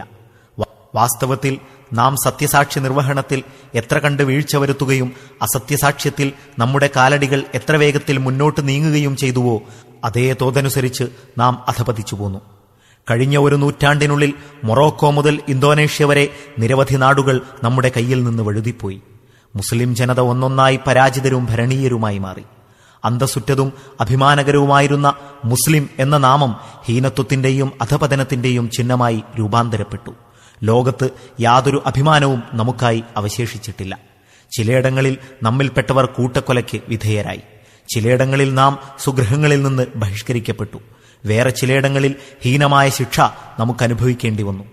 ഇനിയും ചിലയിടങ്ങളിൽ ദാസ്യവൃത്തിക്കു വേണ്ടി മാത്രം നാം ജീവനോടെ നിർത്തപ്പെട്ടു. ഇനി മുസ്ലിങ്ങൾക്ക് തങ്ങളുടേതായ വല്ല ഗവൺമെന്റും വല്ലയിടത്തും അവശേഷിപ്പുണ്ടെങ്കിൽ അവിടെ അവർ പരാജയങ്ങൾക്ക് മീതെ പരാജയങ്ങൾ അനുഭവിക്കേണ്ടി വരുന്നു. ഇന്നവർ വൈദേശിക ശക്തികളെ ഭയപ്പെട്ട് വിറകൊള്ളുകയാണ്. വാസ്തവമാകട്ടെ അവർ വാക്കും കർമ്മവും മുഖേന ഇസ്ലാമിന് സാക്ഷ്യം വഹിക്കുന്നവരായിരുന്നുവെങ്കിൽ അസത്യത്തിന്റെ കൊടിവാഹകർ അവരെ ഭയന്ന് വിറയ്ക്കുമായിരുന്നു. ദൂരെ പോകേണ്ടതില്ല. ഇന്ത്യയിൽ തന്നെ നമ്മുടെ അവസ്ഥ എന്തെന്ന് നോക്കൂ. സത്യസാക്ഷ്യത്തിൽ നാം കുറ്റകരമായ അനാസ്ഥ കാണിച്ചു. അല്ല, വാക്കും കർമ്മവും വഴി സത്യത്തിനെതിരിൽ സാക്ഷ്യം വഹിച്ചു. അനന്തരഫലമായി ഓരോ പ്രദേശവും നമ്മുടെ കയ്യിൽ നിന്ന് നഷ്ടപ്പെട്ടു. ആദ്യം മറാഠികളും സിഖുകാരും നമ്മെ ചവിട്ടിമെതിച്ചു. പിന്നീട് ബ്രിട്ടീഷുകാരുടെ അടിമത്തം നമ്മുടെ മേൽ അടിച്ചേൽപ്പിക്കപ്പെട്ടു. ഇപ്പോഴാകട്ടെ പിൽക്കാലങ്ങളിലെ മർദ്ദനങ്ങളെല്ലാം വിസ്മരിക്കുമാറ് ഭയാനകങ്ങളായ കടുത്ത യാതനകൾ നമ്മെ അഭിമുഖീകരിച്ചിരിക്കുന്നു. ഇന്ന് നമ്മുടെ കൺമുന്നിലുള്ള ഏറ്റവും വലിയ പ്രശ്നം ഭൂരിപക്ഷ ന്യൂനപക്ഷ പ്രശ്നമാണ്. ഹിന്ദു ഭൂരിപക്ഷം നമ്മെ അടിമകളാക്കിയേക്കുമോ? ഇവിടത്തെ അധകൃത സമുദായങ്ങൾ അനുഭവിച്ചു കഴിഞ്ഞ അതേ ദാരുണ പരിണാമം നമുക്കും കാണേണ്ടി വന്നേക്കുമോ എന്നോർത്ത് നാം നടുങ്ങുകയാണ്. എന്നാൽ നാം ഇസ്ലാമിന്റെ നിഷ്കളങ്ക സാക്ഷികളായിരുന്നുവെങ്കിൽ നമുക്ക് ഭയപ്പെടത്തക്ക വല്ല ഭൂരിപക്ഷവും ഇവിടെ ഉണ്ടാകുമായിരുന്നോ എന്ന് ദൈവത്തെ മുൻനിർത്തി നിങ്ങളൊന്ന് ചിന്തിച്ചു നോക്കുക. വാക്കും പ്രവൃത്തിയും വഴി ഇസ്ലാമിന് സാക്ഷ്യം വഹിക്കുന്നവരായി ഇന്ന് നാം മാറുന്ന പക്ഷം ഈ ന്യൂനപക്ഷ ഭൂരിപക്ഷ പ്രശ്നം ഏതാനും വർഷങ്ങൾക്കുള്ളിൽ തനിയെ അവസാനിച്ചു പോവുകയില്ലേ? അറേബ്യയിൽ 1,00,000 മാത്രം വരുന്ന ചെറിയൊരു ന്യൂനപക്ഷത്തെ ഭൂമുഖത്ത് നിന്ന് നിശേഷം നശിപ്പിക്കുവാൻ കടുത്ത അക്രമികളും മുഴുത്ത പക്ഷപാതികളുമായ ഭൂരിപക്ഷം കച്ചകെട്ടി പുറപ്പെട്ടു. എന്നാൽ പ്രസ്തുത ന്യൂനപക്ഷം ഇസ്ലാമിന് നിഷ്കളങ്ക സാക്ഷ്യം വഹിക്കുക വഴി 10 കൊല്ലത്തിനുള്ളിൽ 100-ൽ 100 എന്ന് പറയാവുന്ന തരത്തിൽ ബഹുഭൂരിപക്ഷമായി. അനന്തരം ആ ഇസ്ലാമിന്റെ സാക്ഷികൾ അറേബ്യയിൽ നിന്ന് പുറത്തുകടന്നപ്പോൾ 25 വർഷങ്ങൾക്കുള്ളിൽ തുർക്കിസ്ഥാൻ മുതൽ മൊറോക്കോ വരെ ജനകോടികൾ അവരുടെ സത്യസാക്ഷ്യത്തിൽ വിശ്വസിച്ച് മുന്നോട്ടു വന്നു. 100% മജൂസികളും ബിംബാരാധകരും ക്രൈസ്തവരും നിവസിച്ചു വന്നിരുന്ന പ്രദേശങ്ങളിൽ 100% മുസ്ലിങ്ങൾ അധിവസിച്ചു തുടങ്ങി. വല്ല വാശിയോ ശാഠ്യമോ വർഗീയ പക്ഷപാതമോ മതപരമായ സങ്കുചിത വീക്ഷണഗതിയോ ഒന്നും തന്നെ സത്യത്തിന്റെ സജീവവും നിഷ്കളങ്കവുമായ സാക്ഷ്യത്തിനു മുമ്പിൽ അടിയുറച്ചു നിൽക്കാൻ മാത്രം ശക്തങ്ങളായിട്ടില്ല. എന്നിരിക്കെ ഇന്ന് നാം ചവിട്ടിത്തേക്കപ്പെടുന്നുണ്ടെങ്കിൽ നാളെ ഇതിലും കഠിനമായ ചവിട്ടേൽക്കുമെന്ന് ഭയപ്പെടുന്നുണ്ടെങ്കിൽ അത് സത്യത്തെ മറച്ചുവെക്കുകയും കള്ളസാക്ഷ്യം വഹിക്കുകയും ചെയ്തതിന്റെ ശിക്ഷയല്ലാതെ മറ്റെന്താണ്? പ്രസ്തുത അപരാധത്തിന് ഇഹലോകത്ത് വെച്ച് തന്നെ നമുക്ക് കിട്ടിയ ശിക്ഷയാണിത്. പരലോകത്താണെങ്കിൽ അതികഠോരമായ ശിക്ഷയെക്കുറിച്ച് ഭയപ്പെടേണ്ടിയിരിക്കുന്നു. സത്യസാക്ഷികളെന്ന നിലയ്ക്ക് നമ്മുടെ കർത്തവ്യങ്ങളും ചുമതലകളും നാം ശരിക്കു നിർവഹിക്കാത്ത കാലത്തോളം ഭൂമുഖത്തെങ്ങും ദുരാചാരങ്ങളും ദുർമാർഗങ്ങളും അക്രമമർദ്ദനങ്ങളും ദുർവൃത്തികളും നടമാടിക്കൊണ്ടിരിക്കുന്നതിന്റെ ഭാരിച്ച ബാധ്യതകളിൽ നിന്ന് നമുക്കൊരിക്കലും ഒഴിവാകുക സാധ്യമല്ല. പ്രസ്തുത തിന്മകൾ സൃഷ്ടിച്ചതിനുള്ള ഉത്തരവാദിത്വം നമുക്കില്ലെങ്കിലും അവ ജന്മമെടുത്തതിനുള്ള കാരണങ്ങൾ അവശേഷിപ്പിക്കുകയും അവയെ വളർന്ന് വികസിക്കാൻ അനുവദിക്കുകയും ചെയ്തതിന് തീർച്ചയായും നാം ഉത്തരവാദികളാണ്. മാന്യരെ, മുസ്ലിങ്ങളെന്ന നിലയ്ക്ക് നാം ചെയ്യേണ്ടത് എന്തായിരുന്നു? ചെയ്തുകൊണ്ടിരിക്കുന്നത് എന്താണ്? അവയുടെ ദുരന്ത ഫലങ്ങൾ എങ്ങനെയൊക്കെയാണ് നാം അനുഭവിച്ചുകൊണ്ടിരിക്കുന്നത്? ഇത്രയും പ്രസ്താവിച്ചതിൽ നിന്ന് നിങ്ങൾ അവ ഗ്രഹിച്ചിരിക്കും. വിഷയത്തിന്റെ യാഥാർത്ഥ്യത്തെക്കുറിച്ച് ഈ വീക്ഷണകോണിലൂടെ ചിന്തിക്കുന്ന പക്ഷം ഇന്ത്യയിലും മറ്റു നാടുകളിലും ഏതേത് പ്രശ്നങ്ങളെ ഇന്ന് മുസ്ലിങ്ങൾ തങ്ങളുടെ സാമുദായിക ജീവിതത്തിന്റെ സാക്ഷാൽ പ്രശ്നങ്ങളായി കണക്കാക്കിയിരിക്കുന്നുവോ, ഏതിന്റെ പരിഹാരത്തിനായി കുറച്ചൊക്കെ സ്വന്തം ബുദ്ധി കണ്ടുപിടിച്ചതും കൂടുതലായി അന്യരിൽ നിന്ന് കണ്ടുപഠിച്ചതുമായ മാർഗങ്ങൾ ഉപയോഗിച്ച് തീവ്രയത്നം ചെയ്തുകൊണ്ടിരിക്കുന്നുവോ, അത്തരം പ്രശ്നങ്ങളൊന്നും തന്നെ അവരുടെ സാക്ഷാൽ പ്രശ്നങ്ങളല്ലെന്നും അവയുടെ പരിഹാരാർത്ഥം സമയം, കഴിവ്, ധനം എന്നിവ ചെലവഴിച്ചുകൊണ്ടിരിക്കുന്നതത്രയും പാഴ്വേല മാത്രമാണെന്നും നിങ്ങൾക്ക് സ്വയം വ്യക്തമാകുന്നതാണ്. അധികാരവും ആധിപത്യവുമുള്ള ഭൂരിപക്ഷത്തിനിടയിൽ നിന്നുകൊണ്ട് ഒരു ന്യൂനപക്ഷം അതിന്റെ അസ്തിത്വവും അവകാശ താൽപര്യങ്ങളും എങ്ങനെ സുരക്ഷിതമാക്കണം? ഒരു ഭൂരിപക്ഷം അതിന്റെ പരിധിക്കുള്ളിൽ ഭൂരിപക്ഷമാണെന്ന അടിസ്ഥാനത്തിൽ തങ്ങൾക്ക് ലഭിക്കേണ്ട ആധിപത്യം എങ്ങനെ കരസ്ഥമാക്കണം? ഭരണീയരായ സമുദായം ഭരിക്കുന്ന ഒരു സമുദായത്തിന്റെ ആധിപത്യത്തിൽ നിന്ന് എങ്ങനെ സ്വതന്ത്രമാകും? ബലഹീനമായ സമുദായം ഭരിക്കുന്ന ഒരു സമുദായത്തിന്റെ ആധിപത്യത്തിൽ നിന്ന് എങ്ങനെ സ്വതന്ത്രമാകും? ബലഹീനമായ സമുദായം ഏതെങ്കിലും പ്രബല സമുദായത്തിന്റെ കയ്യേറ്റത്തിൽ നിന്ന് തങ്ങളെ എങ്ങനെ രക്ഷപ്പെടുത്തണം? ലോകത്തിലെ പ്രബല സമുദായങ്ങൾക്ക് ലഭിച്ച അഭിവൃദ്ധിയും ശക്തിയും ഐശ്വര്യവും പിന്നോക്ക സമുദായങ്ങൾ എങ്ങനെ കരസ്ഥമാക്കണം? ഇതും ഇതുപോലുള്ള മറ്റനേകം പ്രശ്നങ്ങളും അമുസ്ലിങ്ങളെ സംബന്ധിച്ചിടത്തോളം തീർച്ചയായും പ്രാധാന്യമുള്ളവ തന്നെ, എന്നല്ല പ്രഥമസ്ഥാനം അർഹിക്കുന്നവ തന്നെയും ആകാം. അവരുടെ മുഴുവൻ ശ്രദ്ധയും പരിശ്രമവും അത്തരം പ്രശ്നങ്ങളിൽ കേന്ദ്രീകൃതമാവുകയും ചെയ്തേക്കാം. എന്നാൽ മുസ്ലിങ്ങളായ നമ്മെ സംബന്ധിച്ചിടത്തോളം ഇവയൊന്നും നമ്മുടെ സ്ഥിരം പ്രശ്നങ്ങളല്ല. പ്രത്യുത നമ്മുടെ സാക്ഷാൽ കർത്തവ്യങ്ങൾക്കു നേരെ നാം അനുവർത്തിച്ചു പോന്ന, ഇന്നും അനുവർത്തിച്ചു പോരുന്ന അശ്രദ്ധയുടെയും അവഗണനയുടെയും തിക്തഫലങ്ങൾ മാത്രമാണിത്.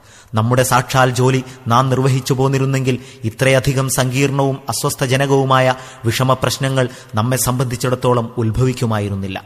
ഇന്ന് നാം പ്രസ്തുത പ്രശ്നങ്ങളുടെ കാട് വെട്ടിത്തെളിക്കുന്നതിൽ നമ്മുടെ കഴിവുകൾ വ്യയം ചെയ്യുന്നില്ല. നമ്മുടെ മുഴുവൻ ശ്രദ്ധയും ത്യാഗപരിശ്രമങ്ങളും കൃത്യനിർവഹണത്തിൽ കേന്ദ്രീകരിക്കുന്ന പക്ഷം നമുക്കെന്നല്ല മുഴുലോകത്തിനും പരിഭ്രമജനകമായ ഈ പ്രശ്നങ്ങൾ സ്വയം പരിഹൃതങ്ങളായിത്തീരുമെന്ന് കാണാവുന്നതാണ്. ലോകത്തിന്റെ സംസ്കരണത്തിനും സംവിധാനത്തിനും ഉത്തരവാദപ്പെട്ടവർ നമ്മളായിരുന്നു. നമ്മുടെ കർത്തവ്യ നിർവഹണത്തിൽ നാം ഉപേക്ഷ വരുത്തി. ഫലമോ ലോകം മുൾക്കാടുകളാൽ ആവൃതമായി. മുള്ളുകളേറെ നിറഞ്ഞ ഭാഗം നമ്മുടെ ഓഹരിയിൽ വിധിക്കപ്പെടുകയും ചെയ്തു. മുസ്ലിം മതനേതാക്കളും രാഷ്ട്രീയാചാര്യന്മാരും ഈ പ്രശ്നം ഗ്രഹിക്കാൻ ശ്രമിക്കുന്നില്ലെന്നത് എത്ര പരിതാപകരം. മറിച്ച് നിങ്ങളുടെ സാക്ഷാൽ പ്രശ്നങ്ങൾ ഇതേ ന്യൂനപക്ഷ ഭൂരിപക്ഷത്തിന്റെയും ദേശസ്വാതന്ത്ര്യത്തിന്റെയും സമുദായ സംരക്ഷണത്തിന്റെയും ഭൗതിക പുരോഗതിയുടെയും പ്രശ്നങ്ങളാണെന്ന് അവർ മുസ്ലിങ്ങളെ പറഞ്ഞു ധരിപ്പിക്കുകയാണ്. എന്നിട്ട് അവയുടെ പരിഹാരാർത്ഥം തങ്ങൾ അമുസ്ലിങ്ങളിൽ നിന്ന് പഠിച്ച ഉപായങ്ങൾ തന്നെ മുസ്ലിങ്ങൾക്ക് അവർ നിർദ്ദേശിച്ചു കൊടുക്കുകയും ചെയ്യുന്നു. എന്നാൽ ദൈവാസ്തിക്യത്തിൽ ഞാൻ വിശ്വസിക്കുന്ന അത്ര തന്നെ എനിക്കുറപ്പുണ്ട്, തീർത്തും അബദ്ധ നേതൃത്വമാണവർ മുസ്ലിങ്ങൾക്ക് നൽകിക്കൊണ്ടിരിക്കുന്നത്. ഈ മാർഗങ്ങളിലൂടെ ചലിച്ച് നിങ്ങൾക്കൊരിക്കലും വിജയസങ്കേതത്തിൽ എത്തിച്ചേരാൻ സാധ്യമല്ല. ഈ പരിതസ്ഥിതിയിൽ നിങ്ങളുടെ സാക്ഷാൽ ജീവിത പ്രശ്നം എന്തെന്ന് കലവറ കൂടാതെ ഞാൻ നിങ്ങൾക്ക് വ്യക്തമാക്കി തരുന്നില്ലെങ്കിൽ ഞാൻ നിങ്ങളുടെ കടുത്ത ദ്രോഹിയായിരിക്കും. എന്റെ വിശ്വാസമനുസരിച്ച് നിങ്ങളുടെ വർത്തമാനവും ഭാവിയും ഒരേയൊരു ചോദ്യത്തോട് ബന്ധപ്പെട്ടിരിക്കുന്നു. ദൈവദൂതൻ മുഖേന നിങ്ങൾക്ക് ലഭിച്ച സന്മാർഗത്തോട് അതുമായുള്ള ബന്ധത്തിന്റെ അടിസ്ഥാനത്തിലാണ് നിങ്ങൾ മുസ്ലിങ്ങളെന്ന് പറയപ്പെടുന്നത്. നിങ്ങൾ ഇഷ്ടപ്പെട്ടാലും ഇല്ലെങ്കിലും പ്രസ്തുത ബന്ധം കാരണം ലോകത്തെ ഇസ്ലാമിന്റെ പ്രതിനിധികളായി നിങ്ങൾ ഗണിക്കപ്പെടുകയും ചെയ്യുന്നു. ആ സന്മാർഗത്തോട് എന്ത് നയമാണ് നിങ്ങൾ അനുവർത്തിക്കുന്നത്? ഇതാണ് ആ ചോദ്യം. പ്രസ്തുത സന്മാർഗത്തെ നിങ്ങൾ ശരിക്കനുഗമിക്കുകയും വാക്കും പ്രവർത്തനവും വഴി അതിന് സാക്ഷ്യം വഹിക്കുകയും നിങ്ങളുടെ സാമൂഹിക ചര്യയിൽ മുഴുവൻ ഇസ്ലാമും മുറയ്ക്ക് പ്രതിഫലിപ്പിക്കപ്പെട്ടു തുടങ്ങുകയുമാണെങ്കിൽ നിസ്സംശയം നിങ്ങൾ ഇഹലോകത്ത് പ്രതാപശാലികളും പരലോകത്ത് വിജയശ്രീലാളിതരുമായി ഭവിക്കും. തീർച്ച. ഇന്ന് നിങ്ങളുടെ തലയ്ക്കുമീതെ തൂങ്ങുന്ന ഭയത്തിന്റെയും ദുഃഖത്തിന്റെയും ദൈന്യതയുടെയും പരാജയത്തിന്റെയും അടിമത്തത്തിന്റെയും കരാളമേഘങ്ങൾ ചില വർഷങ്ങൾക്കകം അകന്നുമാറുന്നതുമാണ്. നിങ്ങളുടെ സത്യബോധനവും സച്ചരിതങ്ങളും ഹൃദയമസ്തിഷ്കങ്ങളെ കീഴടക്കിക്കൊണ്ടേ പോവും. നിങ്ങളെക്കുറിച്ചുള്ള മതിപ്പും വിശ്വാസവും ലോകത്ത് വേരുറയ്ക്കും. നീതിയുടെ പ്രതീക്ഷകൾ നിങ്ങളോട് മാത്രം ബന്ധിക്കപ്പെടും. ലോകത്തിന്റെ വിശ്വാസം നിങ്ങളുടെ വിശ്വസ്തതയിലും സത്യസന്ധതയിലും മാത്രമായിരിക്കും. നിങ്ങളുടെ വാക്ക് പ്രമാണമായിരിക്കും. നന്മ നിങ്ങളിൽ നിന്ന് മാത്രം പ്രതീക്ഷിക്കപ്പെടും. അസത്യത്തിന്റെ ആചാര്യന്മാർക്ക് നിങ്ങളുടെ മുമ്പിൽ യാതൊരു നിലയും അവശേഷിക്കുന്നതല്ല. അവരുടെ എല്ലാ തത്വശാസ്ത്രങ്ങളും രാഷ്ട്രീയ സാമ്പത്തിക സിദ്ധാന്തങ്ങളും നിങ്ങളുടെ സത്യതയ്ക്കും സന്മാർഗത്തിനും മുമ്പിൽ കേവലം കള്ളനാണയങ്ങളായി തള്ളപ്പെടും. അവരുടെ ക്യാമ്പിൽ കാണപ്പെടുന്ന ശക്തിസന്നാഹങ്ങളെല്ലാം അടർന്നടർന്ന് ഇസ്ലാമിന്റെ ക്യാമ്പിലേക്ക് പ്രവഹിക്കും. അങ്ങനെ ഒരു കാലം വരും. അന്ന് കമ്മ്യൂണിസം മോസ്കോവിൽ തന്നെ രക്ഷാമാർഗം കാണാതെ പരിഭ്രമിക്കും. മുതലാളിത്ത ഡെമോക്രസി വാഷിംഗ്ടണിലും ന്യൂയോർക്കിലും പോലും അഭയസ്ഥാനമില്ലാതെ കുഴങ്ങും.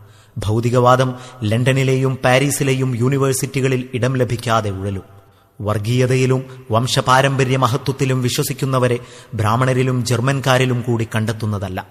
ഇസ്ലാം പോലുള്ള അജയ്യവും സാർവത്രികവുമായ ശക്തിയുടെ വാഹകർ ഒരു കാലത്ത് മൂസായുടെ വടി കക്ഷത്തിൽ വെച്ച് കൊള്ളിക്കഷ്ണങ്ങളും കയറുകളും കൊണ്ട് വിഹ്വലരാകാൻ മാത്രം വിഡ്ഢികളായിരുന്നുവെന്ന കഥ ചരിത്രത്തിലെ ഗുണപാഠമായി മാത്രം അവശേഷിക്കും. നാം ഇസ്ലാമിന്റെ നിഷ്കളങ്ക സേവകരും നിസ്വാർത്ഥ സാക്ഷികളുമായിരിക്കുമ്പോൾ മാത്രമേ ഇങ്ങനെ ഒരു ഭാവി നമുക്ക് പ്രതീക്ഷിച്ചുകൂടൂ. മറിച്ചാണ് നമ്മുടെ നയമെങ്കിൽ നമ്മുടെ ഇഹലോകം ശരിപ്പെടുകയില്ലെന്നു മാത്രമല്ല പരലോകവും എന്നേക്കുമായി നഷ്ടപ്പെടും. എന്താണ് ആ നയങ്ങൾ? അള്ളാഹു നൽകിയ സന്മാർഗം സംബന്ധിച്ച് നിക്ഷേപം കാക്കുന്ന സർപ്പത്തെപ്പോലെ സ്വയം ഉപയോഗപ്പെടുത്തുകയോ മറ്റുള്ളവർക്ക് ഉപയോഗപ്പെടുവാൻ അനുവദിക്കുകയോ ചെയ്യാത്ത നിലപാട് സ്വീകരിക്കുക. സ്വയം മുസ്ലിങ്ങളെന്ന് വാദിച്ച് ഇസ്ലാമിന്റെ പ്രതിനിധികളായി ചമയുന്നുവെങ്കിലും വാക്കും പ്രവൃത്തിയും വഴി പൊതുവിൽ ജാഹിലിയത്തിനും ഷിർക്കിനും ഭൗതിക പൂജയ്ക്കും ധാർമ്മിക അരാജകത്വത്തിനും സാക്ഷ്യം വഹിക്കുക. വിശുദ്ധ ഗ്രന്ഥത്തെ കെട്ടിപ്പൂട്ടിവെച്ച് മാർഗദർശനത്തിന് കുഫർ കേന്ദ്രങ്ങളെയും ദുർമാർഗ സങ്കേതങ്ങളെയും സമീപിക്കുക. നാവുകൊണ്ട് ദൈവത്തിനുള്ള അടിമത്തം വാദിക്കുമെങ്കിലും ഫലത്തിൽ സകല പിശാചിനും താകൂത്തിനും അടിമവൃത്തി ചെയ്തുകൊണ്ടിരിക്കുക. മൈത്രിയും ശത്രുതയുമെല്ലാം സ്വദേഹത്തിനും സ്വാർത്ഥത്തിനും വേണ്ടിയാണെങ്കിലും ഇസ്ലാമിനെ ഒരു കക്ഷിയെന്നോണം അതിലേക്ക് വലിച്ചിഴച്ച് സ്വജീവിതത്തിന് ഇസ്ലാമിന്റെ അനുഗ്രഹങ്ങൾ നഷ്ടപ്പെടുത്തുക. മാത്രമല്ല അതിന്റെ നേരെ ലോകത്തിന് അറപ്പും വെറുപ്പും ജനിപ്പിക്കുവാനും ശ്രമിക്കുക. അതിന്റെയൊക്കെ അനന്തരഫലം അള്ളാഹുവിന്റെ സനാതന നടപടിയനുസരിച്ച് ഇന്ന് നാം അനുഭവിക്കുന്ന അതേ ദുരവസ്ഥ മാത്രമായിരിക്കും. ഭാവി ഇതിലും ഭയാനകമായിരിക്കുക എന്നതും വിദൂരമല്ല. ഇസ്ലാമിന്റെ ലേബൽ മാറ്റി പരസ്യമായി തന്നെ കുഫർ കൈക്കൊള്ളുന്ന പക്ഷം ചുരുങ്ങിയത് അമേരിക്കയുടെയും റഷ്യയുടെയും ബ്രിട്ടന്റെയും ഇഹലോകം പുരോഗമിച്ചതുപോലെ നിങ്ങളുടെ ഇഹലോകവും പുരോഗമിച്ചേക്കും. എന്നാൽ മുസ്ലിം ആയി ജനിക്കുകയും മുസ്ലിങ്ങളല്ലാതെ വർത്തിക്കുകയും അള്ളാഹുവിന്റെ ദീനിന് കള്ളപ്രാതിനിധ്യം വഹിച്ച് ലോകത്തിന് സന്മാർഗ കവാടം കൊട്ടിയടയ്ക്കുകയും ചെയ്യുക എന്ന ഈ ഭയങ്കര കുറ്റം ഇഹലോകത്തു തന്നെ നിങ്ങളെ ഉയരാൻ അനുവദിക്കുന്നതല്ല. ഈ അപരാധത്തിന് വിശുദ്ധ ഖുർആനിൽ മുദ്രിതമായിട്ടുള്ള ശിക്ഷയിൽ നിന്ന് അതിന്റെ സജീവ ദൃഷ്ടാന്തമായി ജൂത സമുദായം നിങ്ങളുടെ മുമ്പിലുണ്ട്. ഒഴിഞ്ഞുമാറുക ഒരു വിധത്തിലും നിങ്ങൾക്ക് സാധ്യവുമല്ല. നിങ്ങൾ ഏക സമുദായവാദമാകുന്ന എളുപ്പമാർഗം സ്വീകരിച്ചാലും പ്രത്യേക സാമുദായികത്വം അംഗീകരിച്ച് അവകാശങ്ങൾ വെച്ചുവാങ്ങിയാലും ഫലം ഒന്നുതന്നെ. പ്രസ്തുത ശിക്ഷ തടുക്കുവാനുള്ള മാർഗം നിങ്ങൾ ആ കുറ്റത്തിൽ നിന്ന് വിരമിക്കുക എന്നത് മാത്രമാണ്. ഇനി ജമാഅത്തെ ഇസ്ലാമി എന്തുദ്ദേശത്തോടുകൂടിയാണ് രംഗപ്രവേശം ചെയ്തിട്ടുള്ളതെന്ന് ചുരുക്കത്തിൽ നിങ്ങളെ അറിയിക്കുവാൻ ഞാൻ ഉദ്ദേശിക്കുന്നു. തങ്ങളുടെ ദീനായി ഇസ്ലാമിനെ അംഗീകരിക്കുന്ന സകല ജനങ്ങളോടും ഞങ്ങൾക്കുള്ള പ്രബോധനം പ്രസ്തുത ദീനിനെ യഥാർത്ഥത്തിൽ തന്നെ തങ്ങളുടെ ദീനായി അംഗീകരിക്കണം എന്നാണ്. വ്യക്തിപരമായി സ്വജീവിതത്തിലും സാമൂഹികമായി തങ്ങളുടെ വീട്, കുടുംബം, സൊസൈറ്റി, വിദ്യാലയങ്ങൾ, സാഹിത്യം, പത്രം, കച്ചവടം, സാമ്പത്തിക ഇടപാടുകൾ, സംഘടനകൾ, സാമുദായിക സ്ഥാപനങ്ങൾ എന്നിവകളിലും പൊതുവെ തങ്ങളുടെ സമുദായത്തിനകത്തിലും ഫലത്തിൽ തന്നെ അവരതിനെ സ്ഥാപിക്കണം. തങ്ങളുടെ വാക്കും പ്രവൃത്തിയും വഴി ലോകത്തിന്റെ മുമ്പിൽ അവരതിന് നിഷ്കളങ്കമായി സാക്ഷ്യം വഹിക്കുകയും വേണം. മുസ്ലിങ്ങളോട് ഞങ്ങൾ പറയുന്നു, മുസ്ലിങ്ങളെന്ന നിലയ്ക്ക് ദീനിനെ സ്ഥാപിക്കലും സത്യത്തിന് സാക്ഷ്യം വഹിക്കലും നിങ്ങളുടെ ജീവിതത്തിന്റെ സാക്ഷാൽ ഉദ്ദേശ്യമാണ്. തന്നിമിത്തം അത് നിങ്ങളുടെ എല്ലാവിധ അധ്വാന പരിശ്രമങ്ങളുടെയും കേന്ദ്രവും അച്ചുതണ്ടുമായിരിക്കണം. അതിന് വിരുദ്ധവും ഇസ്ലാമിനെ തെറ്റായി പ്രതിനിധീകരിക്കുന്നതുമായ സകല വാക്കുകളിൽ നിന്നും പ്രവൃത്തികളിൽ നിന്നും നിങ്ങൾ പൂർണ്ണമായും വിരമിക്കണം. ഇസ്ലാമിനെ മുന്നിൽ വെച്ചുകൊണ്ട് നിങ്ങളുടെ മുഴുവൻ വാക്കുകളെയും കർമ്മങ്ങളെയും കുറിച്ച് പുനഃപരിശോധന നടത്തണം. ദീൻ അതിന്റെ പൂർണ്ണ രൂപത്തിൽ അതിന്റെ കർമ്മരംഗത്ത് സ്ഥാപിതമാവുകയും അതിന്റെ സാക്ഷ്യം ശരിക്കും മുറയ്ക്കും പൂർത്തിയാവുകയും ലക്ഷ്യപൂർത്തീകരണത്തിന് മതിയാകത്തക്ക വിധം ലോകത്തിനു മുമ്പിൽ അതിനെ സമർപ്പിക്കുകയും ചെയ്യുക എന്ന മാർഗത്തിൽ മുഴുവൻ ത്യാഗപരിശ്രമങ്ങളും നിങ്ങൾ അർപ്പിക്കണം. ഇതത്രേ ജമാഅത്തെ ഇസ്ലാമിയുടെ സ്ഥാപനത്തിന്റെ ഏക ഉദ്ദേശ്യം. ഈ ഉദ്ദേശ്യപൂർത്തീകരണത്തിന് നാം സ്വീകരിച്ച മാർഗം ആദ്യമായി മുസ്ലിങ്ങളെ അവരുടെ കർത്തവ്യങ്ങൾ അനുസ്മരിപ്പിക്കുകയും ഇസ്ലാം എന്തെന്നും അതിന്റെ താൽപര്യങ്ങൾ എന്തൊക്കെയാണെന്നും മുസ്ലിമാകുന്നതിന്റെ അർത്ഥമെന്തെന്നും മുസ്ലിമാകുന്നതോടെ എന്തൊക്കെ ഉത്തരവാദിത്വങ്ങളാണ് മനുഷ്യന്റെ മേൽ വന്നുചേരുന്നതെന്നും അവരെ വ്യക്തമായി അറിയിക്കുകയുമാണ്. ഈ സംഗതികൾ മനസ്സിലാക്കിയ ജനങ്ങളെ പിന്നീട് നാം അറിയിക്കുന്നത് ഇതാണ്: ഇസ്ലാമിന്റെ മുഴുവൻ താൽപര്യങ്ങളും വ്യക്തിപരമായി മാത്രം പൂർത്തീകരിക്കുക സാധ്യമല്ല. അതിന് സംഘടിത പരിശ്രമം തന്നെ ആവശ്യമാണ്. ദീനിന്റെ നന്നേ കുറഞ്ഞൊരു ഭാഗം മാത്രമാണ് വ്യക്തിജീവിതവുമായി ബന്ധപ്പെട്ടു കിടക്കുന്നത്. അത് നിങ്ങൾ സ്ഥാപിച്ചാൽ തന്നെയും മുഴുവൻ ദീനും സ്ഥാപിതമാവുകയില്ല. മുഴുവൻ ദീനിന്റെയും സാക്ഷ്യ നിർവഹണം പൂർത്തിയാവുകയുമില്ല. എന്നല്ല, സാമൂഹിക ജീവിതത്തിൽ കുഫ്ർ വ്യവസ്ഥയാണ് ആധിപത്യം ചെലുത്തുന്നതെങ്കിൽ വ്യക്തിജീവിതത്തിന്റെ തന്നെ മിക്ക വശങ്ങളിലും ദീനിനെ സ്ഥാപിക്കുക അസാധ്യമായിരിക്കും. സാമൂഹിക വ്യവസ്ഥയുടെ ആക്രമണം വ്യക്തിപരമായ ഇസ്ലാമിക ജീവിത പരിധികളെ ദിനംപ്രതി കുടുസാക്കിക്കൊണ്ടേ പോകുന്നതുമാണ്. അതിനാൽ മുഴുവൻ ദീനും സ്ഥാപിക്കുവാനും അതിന് ശരിക്ക് സാക്ഷ്യം വഹിക്കുവാനും സംഘടിത പരിശ്രമം തികച്ചും അനിവാര്യമാകുന്നു. മുസ്ലിങ്ങളാകുന്നതിനാൽ വന്നുചേരുന്ന ഉത്തരവാദിത്വങ്ങളെക്കുറിച്ച് ശരിക്ക് ബോധമുള്ളവരും അവ നിർവഹിക്കുവാൻ ആത്മാർത്ഥമായി ഉദ്ദേശിക്കുന്നവരുമായ സകല ജനങ്ങളും സംഘടിച്ചേ തീരൂ. സംഘടിത മാർഗേണ ദീനിനെ ഫലത്തിൽ സ്ഥാപിക്കുവാനും ലോകത്തെ അതിലേക്ക് ക്ഷണിക്കുവാനും അവർ പരിശ്രമിക്കണം. ഇഖാമത്തുദ്ദീനിന്റെയും സത്യപ്രബോധനത്തിന്റെയും മാർഗം തടസ്സപ്പെടുത്തുന്ന എല്ലാ പ്രതിബന്ധങ്ങളും അവർ തട്ടിനീക്കണം. ഇതുകൊണ്ടാണ് ദീനിൽ സംഘടന നിർബന്ധമാക്കപ്പെട്ടിരിക്കുന്നത്. ദീനിന്റെ സ്ഥാപനത്തിനും സത്യപ്രബോധനത്തിനും വേണ്ടിയുള്ള പരിശ്രമത്തിന്റെ ക്രമം ആദ്യം ഒരു സുസംഘടിത പാർട്ടി നിലവിൽ വരികയും പിന്നീട് അള്ളാഹുവിന്റെ മാർഗത്തിൽ ത്യാഗപരിശ്രമങ്ങൾ അർപ്പിക്കുകയും ചെയ്യുക എന്നതായിരിക്കണം. ഇതുകൊണ്ടുതന്നെയാണ് സംഘടന കൂടാതെയുള്ള ജീവിതത്തെ ജാഹിലിയ ജീവിതത്തിന്റെയും സംഘടനയിൽ നിന്ന് വേറിട്ട് നിലകൊള്ളുന്നതിനെ ഇസ്ലാമുമായി ബന്ധം മുറിക്കുന്നതിന്റെയും പര്യായമായി കണക്കാക്കപ്പെട്ടിരിക്കുന്നതും. ഈ യാഥാർത്ഥ്യം ഗ്രഹിക്കുകയും തൽഫലമായി ദീനിനുവേണ്ടി സ്വന്തം വ്യക്തിത്വവും ആത്മപൂജയും ബലികഴിച്ച് സംഘടനാ വ്യവസ്ഥയ്ക്ക് വിധേയരാകത്തക്കവണ്ണം ഉത്തരവാദിത്വബോധം ശക്തിപ്പെടുകയും ചെയ്യുന്ന ജനങ്ങളോട് ഞങ്ങൾക്ക് പറയാനുള്ളത് ഇതാണ്: ഇപ്പോൾ നിങ്ങളുടെ മുമ്പിൽ 3 മാർഗങ്ങളുണ്ട്. അവയിൽ നിങ്ങൾക്കിഷ്ടമുള്ള ഏതു മാർഗം സ്വീകരിക്കുവാനും പൂർണ്ണ സ്വാതന്ത്ര്യമുണ്ട്. അതായത് ഞങ്ങളുടെ പ്രബോധനം, ആദർശം, ലക്ഷ്യം, സംഘടനാ വ്യവസ്ഥ, പ്രവർത്തനമാർഗം എന്നിവയെല്ലാം സാക്ഷാൽ ഇസ്ലാമികമാണെന്നും ഖുർആനും സുന്നത്തുമനുസരിച്ച് മുസ്ലിം സമുദായത്തിന്റെ സാക്ഷാൽ കർത്തവ്യമേതോ അത് നിർവഹിക്കുവാനാണ് ഞങ്ങൾ ഒരുങ്ങിപ്പുറപ്പെട്ടിട്ടുള്ളതെന്നും നിങ്ങളുടെ ഹൃദയം സാക്ഷ്യം വഹിക്കുന്നുവെങ്കിൽ ഞങ്ങളുടെ കൂടെ വരിക. ഇനി വല്ല കാരണവശാലും ഞങ്ങളിൽ നിങ്ങൾക്ക് സംതൃപ്തിയില്ലാതെ വരികയും സാക്ഷാൽ ഇസ്ലാമിക ലക്ഷ്യത്തിനുവേണ്ടി ഇസ്ലാമിക മാർഗത്തിലൂടെ പ്രവർത്തിച്ചുകൊണ്ടിരിക്കുന്ന മറ്റേതെങ്കിലും സംഘടന നിങ്ങളുടെ ദൃഷ്ടിയിലുണ്ടായിരിക്കുകയുമാണെങ്കിൽ അതിൽ ചേർന്നു പ്രവർത്തിക്കുക. അത്തരം ഒരു സംഘടന ദൃഷ്ടിയിൽപ്പെട്ടിരുന്നുവെങ്കിൽ ഞങ്ങൾ തന്നെയും അതിൽ പ്രവേശിച്ചിരുന്നേനെ. കാരണം ഞങ്ങളുടെ ശകലം ഇഷ്ടിക കൊണ്ട് വേറിട്ടൊരു പള്ളി നിർമ്മിക്കണം എന്ന കമ്പമൊന്നും ഞങ്ങൾക്കില്ല. ഇനി ഞങ്ങളുടെ പാർട്ടിയിലോ മറ്റു പാർട്ടികളിലോ ഒന്നും നിങ്ങൾക്ക് വിശ്വാസം വരുന്നില്ലെങ്കിൽ ഇസ്ലാമിക കർത്തവ്യ നിർവഹണാർത്ഥം നിങ്ങൾ സ്വയം ഒരുങ്ങിപ്പുറപ്പെടേണ്ടിയിരിക്കുന്നു. സമ്പൂർണ്ണ ദീനിനെ സംസ്ഥാപിക്കുകയും വാക്കും പ്രവൃത്തിയും വഴി ഇസ്ലാമിന് സാക്ഷ്യം വഹിക്കുകയും ചെയ്യുകയെന്ന ലക്ഷ്യം അംഗീകരിച്ചുകൊണ്ടുള്ള ഒരു സംഘടന ഇസ്ലാമിക മാർഗമനുസരിച്ച് നിങ്ങൾ സ്വയം രൂപീകരിക്കേണ്ടിയിരിക്കുന്നു. ഈ 3 മാർഗങ്ങളിൽ ഏതൊന്ന് നിങ്ങൾ അവലംബിച്ചാലും ദൈവാനുഗ്രഹത്താൽ സത്യമാർഗത്തിൽ തന്നെയായിരിക്കും. ഞങ്ങളുടേത് മാത്രമാണ് സത്യസംഘം എന്നോ ഞങ്ങളുടെ സംഘടനയിലില്ലാത്തവർ അസത്യമാർഗത്തിലാണെന്നോ ഞങ്ങൾ ഒരിക്കലും വാദിച്ചിട്ടില്ല. സുബോധമുള്ള കാലത്തോളം അങ്ങനെ വാദിക്കുക സാധ്യവുമല്ല. ജനങ്ങളെ ഞങ്ങളുടെ പാർട്ടിയിലേക്ക് ഞങ്ങൾ ഒരിക്കലും ക്ഷണിച്ചിട്ടില്ല. മുസ്ലിങ്ങളെന്ന നിലയ്ക്ക് ഞങ്ങളുടെയും നിങ്ങളുടെയും മേൽ അർപ്പിതമായ ഭാരിച്ച ബാധ്യത നിർവഹിക്കുന്നതിലേക്ക് വരിക എന്നു മാത്രമാണ് ഞങ്ങളുടെ ക്ഷണം. ആ കർത്തവ്യം നിങ്ങൾ നിർവഹിച്ചുകൊണ്ടിരിക്കുന്ന പക്ഷം ഞങ്ങളുമായി സഹകരിച്ചുകൊണ്ടാണെങ്കിലും അല്ലെങ്കിലും നിങ്ങൾ സത്യത്തിലാണ്. എന്നാൽ കർത്തവ്യ നിർവഹണത്തിന് സ്വയം മുന്നോട്ട് വരാതിരിക്കുകയും മറ്റാരെങ്കിലും മുന്നോട്ട് വന്നാൽ അവരുമായി സഹകരിക്കാതിരിക്കുകയും കുതർക്കങ്ങൾ പറഞ്ഞും കുതന്ത്രങ്ങൾ ഉപയോഗിച്ചും ബാലിശമായ ഒഴികഴിവുകൾ ഉയർത്തിപ്പിടിച്ചും ഇഖാമത്തുദ്ദീനിന്റെയും സത്യസാക്ഷ്യ നിർവഹണത്തിന്റെയും കർത്തവ്യത്തിൽ നിന്ന് സൂത്രത്തിൽ ഒഴിഞ്ഞുമാറുകയാണ് നിങ്ങൾ ചെയ്യുന്നതെങ്കിൽ സത്യദീനിനു പകരം മറ്റുവല്ല വ്യവസ്ഥയും സ്ഥാപിക്കുന്നതിനും ഇസ്ലാമിനു പകരം മറ്റുവല്ലതിനും വാക്കും പ്രവർത്തനവും വഴി സാക്ഷ്യം വഹിക്കുന്നതിനുമാണ് നിങ്ങളുടെ കഴിവുകൾ ദുർവ്യയം ചെയ്യുന്നതുമെങ്കിൽ അതൊരു വിധത്തിലും ശരിയായിരിക്കുകയില്ല. ഇഹലോകവും അതിന്റെ ആൾക്കാരും മാത്രമായിട്ടാണ് നമുക്ക് ഇടപെടേണ്ടിയിരുന്നതെങ്കിൽ തന്ത്രങ്ങളും തട്ടിപ്പുകളും വഴി കാര്യം നേടാൻ നോക്കാമായിരുന്നു. എന്നാൽ നമുക്കിടപെടേണ്ടത് ഹൃദയരഹസ്യങ്ങൾ അറിയുന്ന സർവജ്ഞനായ അള്ളാഹുവുമായിട്ടാണ്. അവനെ വഞ്ചിക്കുവാനോ തെറ്റിദ്ധരിപ്പിക്കുവാനോ സാധ്യമല്ല. ഒരേ ലക്ഷ്യത്തിനും ഒരേ പ്രവർത്തനത്തിനുമായി വിവിധ സംഘടനകൾ ഉടലെടുക്കുക എന്നത് പ്രത്യക്ഷത്തിൽ തെറ്റായി തോന്നിയേക്കാം എന്നതിൽ സംശയമില്ല. ഛിദ്രതയ്ക്കും കുഴപ്പത്തിനും ധാരാളം പഴുതുകൾ ഉള്ളതുമാണ് അത്.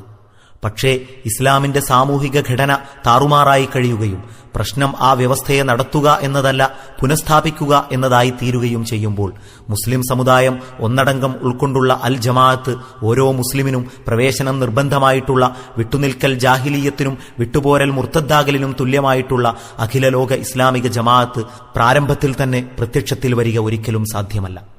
ആദ്യമാദ്യം ഓരോ പ്രദേശത്തും ഓരോ സംഘടനകൾ തദാവശ്യാർത്ഥം രൂപീകൃതമായി സ്വന്തം നിലയ്ക്ക് പ്രവർത്തിച്ചു പോരുകയല്ലാതെ ഗത്യന്തരമില്ല.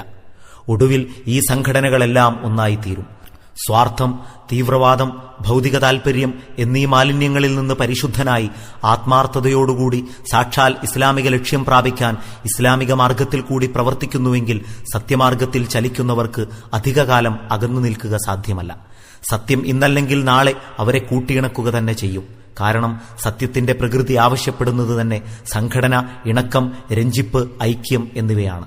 സത്യത്തോടൊന്നിച്ച് സ്വൽപ്പം അസത്യം കലരുകയോ പുറത്ത് സത്യത്തിന്റെ പ്രദർശനവും അകത്ത് അസത്യം പ്രവർത്തിച്ചുകൊണ്ടിരിക്കുകയും ചെയ്യുമെങ്കിൽ മാത്രമേ ഭിന്നിപ്പും കുഴപ്പവും പൊട്ടിപ്പുറപ്പെടുകയുള്ളൂ. ഇനി ഞങ്ങളുടെ ഈ സംഘടനയെ ഇഷ്ടപ്പെട്ട് അതിൽ പ്രവേശിക്കുന്ന ജനങ്ങളോട് ഞങ്ങൾ എന്താണ് ആവശ്യപ്പെടുന്നത്? ഞങ്ങളുടെ പക്കൽ അവർക്ക് എന്ത് ജോലിയാണുള്ളത്? ഓരോ മുസ്ലിമിനോടും ഇസ്ലാം ആവശ്യപ്പെടുന്നതിൽ കവിഞ്ഞ് യാതൊന്നും അംഗങ്ങളോട് ഞങ്ങൾക്ക് ആവശ്യപ്പെടുവാനില്ല. ഇസ്ലാമിന്റെ സാക്ഷാൽ ആവശ്യങ്ങളിൽ ഒരണുവോളമെങ്കിലും ഞങ്ങൾ കൂട്ടുകയോ കുറയ്ക്കുകയോ ചെയ്യുന്നില്ല. മുഴുവൻ ഇസ്ലാമിനെ യാതൊരു ഏറ്റക്കുറവും കൂടാതെ ഓരോ വ്യക്തിയുടെയും മുമ്പിൽ ഞങ്ങൾ സമർപ്പിക്കുന്നു. ഈ ദീനിനെ ബോധപൂർവം സ്വീകരിക്കണമെന്നും അതിന്റെ ആവശ്യങ്ങൾ പഠിച്ചറിഞ്ഞ് ശരിക്കും മുറയ്ക്കും നിർവഹിക്കണമെന്നും ദീനിന്റെ വിധികൾക്കോ ആത്മാവിനോ വിരുദ്ധമായി വല്ലതും തങ്ങളുടെ ആശയാദർശങ്ങളിലോ വാക്കുകളിലോ പ്രവർത്തനങ്ങളിലോ സ്ഥലം പിടിച്ചിട്ടുണ്ടെങ്കിൽ അവയെല്ലാം നിശേഷം പുറത്തെറിഞ്ഞു കളയണമെന്നും തങ്ങളുടെ മുഴുവൻ ജീവിതത്തിലും ഇസ്ലാമിന് സാക്ഷ്യം വഹിക്കണമെന്നും ഞങ്ങൾ അവരോട് ആവശ്യപ്പെടുകയും ചെയ്യുന്നു. ഇതത്രേ ഞങ്ങളുടെ പ്രവേശന ഫീസ്. ഞങ്ങളുടെ പാർട്ടി അംഗത്വത്തിനുള്ള നിയമവ്യവസ്ഥയും ഇതുതന്നെ. ഞങ്ങളുടെ ഭരണഘടനയും സംഘടനാ വ്യവസ്ഥയും പ്രബോധന ലക്ഷ്യവുമെല്ലാം സകല ജനങ്ങളുടെയും മുമ്പിൽ തുറന്നുകിടപ്പുണ്ട്. സാക്ഷാൽ ഇസ്ലാമിൽ, ഖുർആന്റെയും സുന്നത്തിന്റെയും അസ്ഥിവാരത്തിൽ കെട്ടിയുയർത്തപ്പെട്ട ഇസ്ലാമിൽ വല്ലതും ഞങ്ങൾ ഏറ്റുകയോ കുറയ്ക്കുകയോ ചെയ്തിട്ടുണ്ടോ എന്ന് ആർക്ക് വേണമെങ്കിലും പരിശോധിച്ചു നോക്കാം. ഏതെങ്കിലും വിഷയത്തെക്കുറിച്ച് അത് ഖുർആന്റെയും സുന്നത്തിന്റെയും ശിക്ഷണങ്ങളിൽ ഞങ്ങൾ കൂട്ടിച്ചേർത്തതാണെന്ന് ആർ തന്നെ തെളിയിച്ചാലും ഞങ്ങളിൽ നിന്ന് അതിനെ തള്ളിക്കളയുവാൻ ഏതവസരത്തിലും ഞങ്ങൾ സന്നദ്ധരാണ്.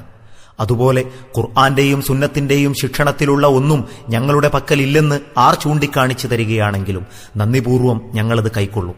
എന്തുകൊണ്ടെന്നാൽ മുഴുവൻ ദീനിനെയും യാതൊരു ഏറ്റക്കുറവും വരുത്താതെ സ്ഥാപിക്കുവാനും അതിന് സാക്ഷ്യം വഹിക്കുവാനുമാണ് ഞങ്ങൾ ഒരുങ്ങിപ്പുറപ്പെട്ടിരിക്കുന്നതെന്നിരിക്കെ ഈ ലക്ഷ്യത്തിൽ ഞങ്ങൾ കപടന്മാരാണെന്നു വന്നാൽ ഞങ്ങളിൽ പരം അക്രമികൾ മറ്റാരാണ്? ഞങ്ങളുടെ സംഘടനാ വ്യവസ്ഥയിൽ പ്രവേശിക്കുന്നവർക്ക് ഞങ്ങളുടെ അടുക്കലുള്ള ഏക ജോലി അവർ വാക്കും പ്രവർത്തനങ്ങളും വഴി ഇസ്ലാമിന് സാക്ഷ്യം വഹിക്കുകയും ഇസ്ലാമിക വ്യവസ്ഥിതി പൂർണ്ണരൂപത്തിൽ സ്ഥാപിക്കുവാനായി സംഘടിത പരിശ്രമം നടത്തുകയും അങ്ങനെ സത്യസാക്ഷ്യ കർത്തവ്യം പൂർണ്ണമായി നിറവേറ്റുകയും ചെയ്യുക എന്നതാണ്. വാക്കുമൂലമുള്ള സാക്ഷ്യത്തിന്റെ കാര്യമാണെങ്കിൽ തങ്ങളുടെ കഴിവും പ്രാപ്തിയുമനുസരിച്ച് നാവുകൊണ്ടും പേനകൊണ്ടും ഇസ്ലാമിന് ഏറ്റവും യുക്തമായ സാക്ഷ്യം വഹിക്കാൻ സന്നദ്ധരാകത്തക്ക വിധം അംഗങ്ങൾക്ക് ഞങ്ങൾ പരിശീലനം നൽകുന്നു.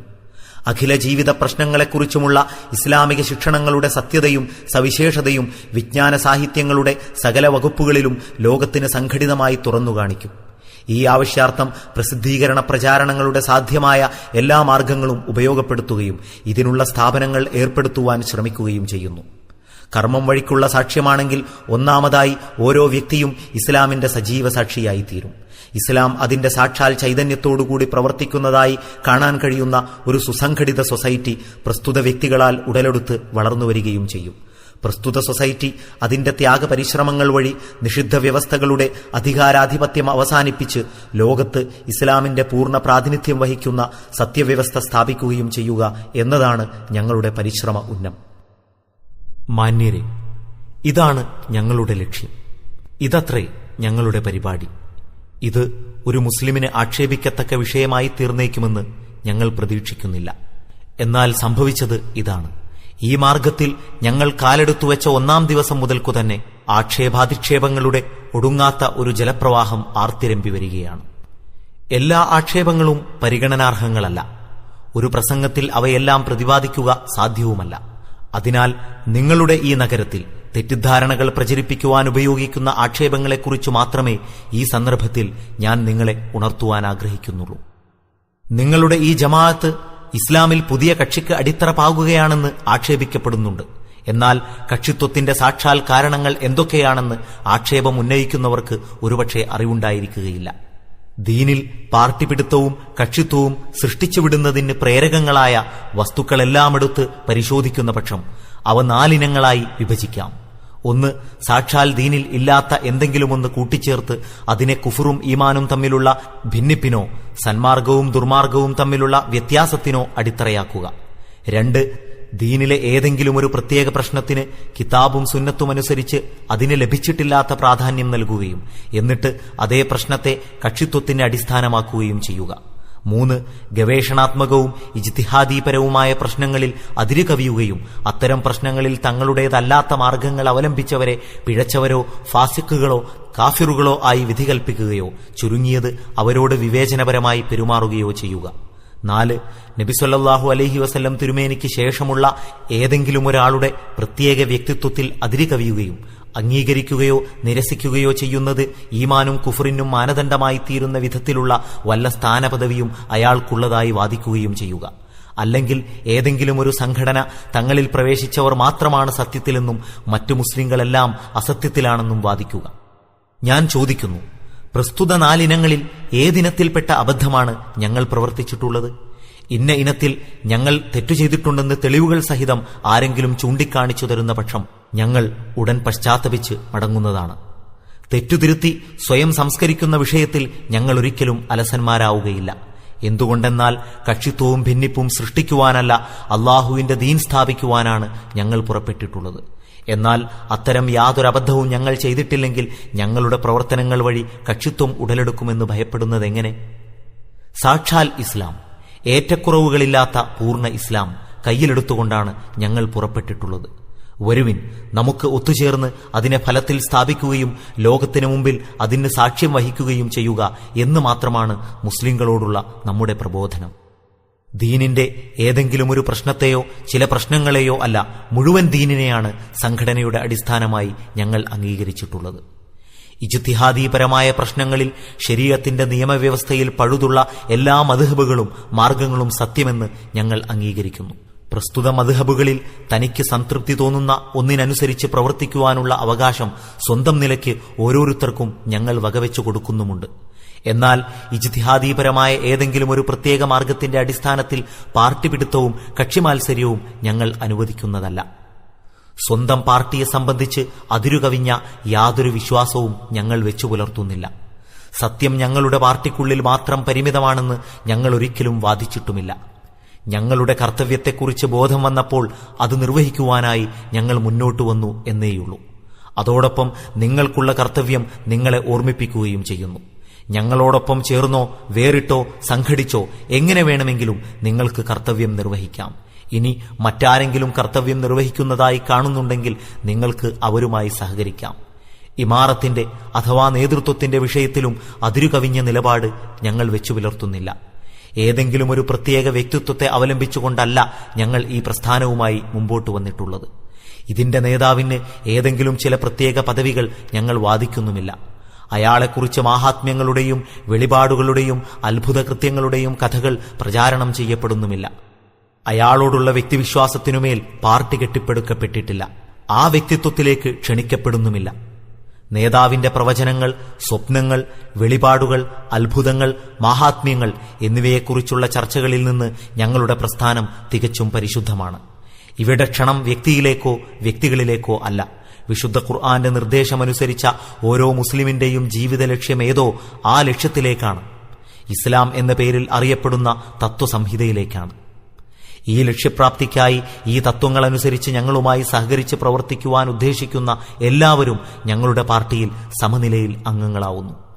ഈ അംഗങ്ങൾ തങ്ങളിൽ നിന്ന് ഒരാളെ അമീറായി അഥവാ നേതാവായി തെരഞ്ഞെടുക്കുന്നു. ഇമാറത്ത് അഥവാ നേതൃത്വം അയാളുടെ വ്യക്തിപരമായ അവകാശമാണെന്ന നിലയ്ക്കല്ല, സംഘടിതമായുള്ള ഏതു പ്രവർത്തനത്തിനും ഒരു നേതാവ് കൂടിയേ കഴിയൂ എന്നതുകൊണ്ട് മാത്രം.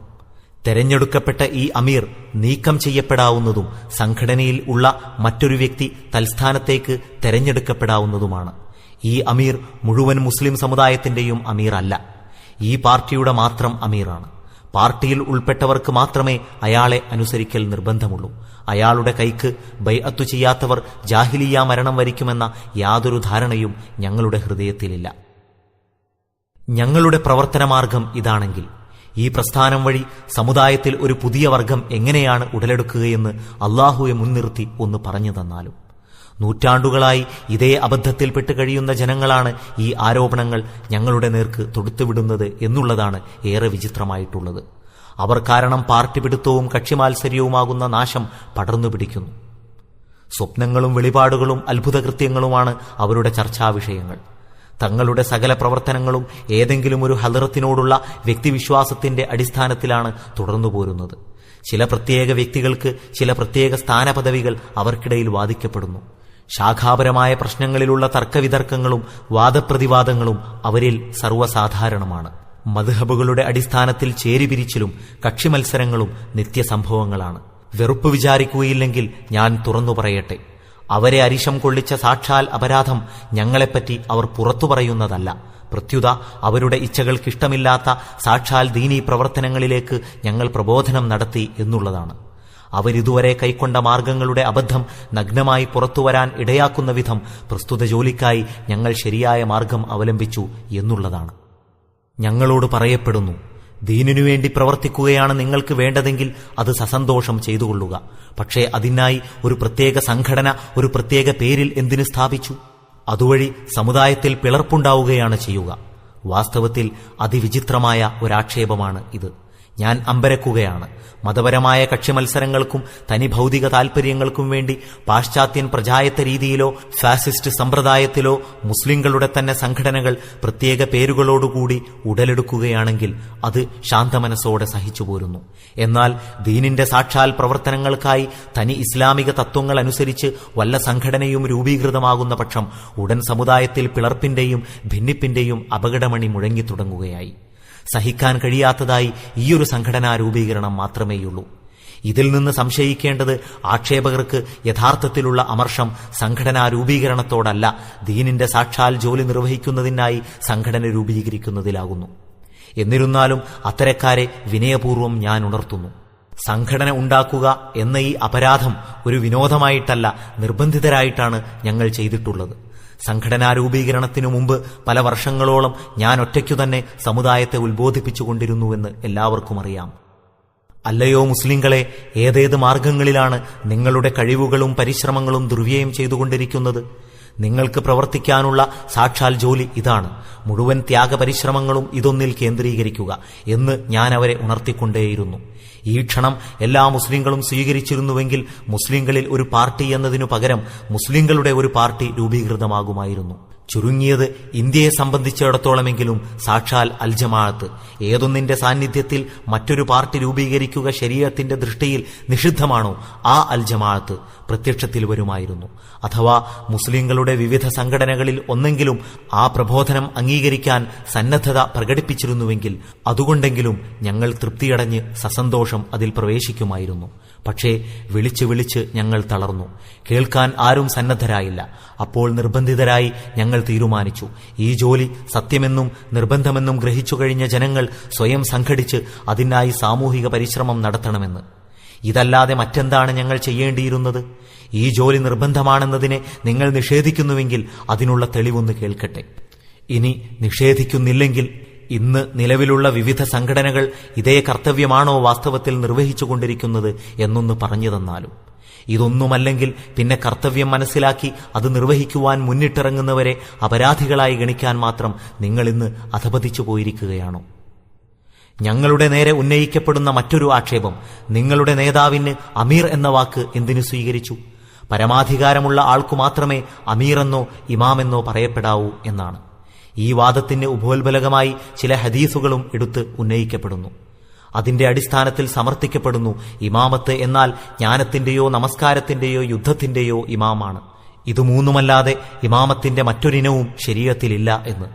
ഇസ്ലാമിക വ്യവസ്ഥിതി രാഷ്ട്രീയാധിപത്യ ഘട്ടത്തിൽ പ്രവേശിക്കുകയും പരമാധികാരമുള്ള ഇമാമത്ത് സ്ഥാപിതമാവുകയും ചെയ്തിരുന്ന കാലത്തെ സംബന്ധിക്കുന്ന ഫിഖ്ഹും ഹദീസുകളും മാത്രമേ ഈ ആക്ഷേപം ഉന്നയിക്കുന്നവർക്ക് അറിയുകയുള്ളൂ. മുസ്ലിങ്ങളുടെ സംഘടനയ്ക്ക് അധികാരശക്തി നഷ്ടപ്പെടുകയും ഇസ്ലാമിന്റെ സംഘടനാ വ്യവസ്ഥ താറുമാറാവുകയും ചെയ്യുന്ന സന്ദർഭങ്ങളിലേക്കുള്ള ശരീഅത്ത് വിധികൾ എന്തൊക്കെയെന്ന് അവർക്കറിഞ്ഞുകൂടാ.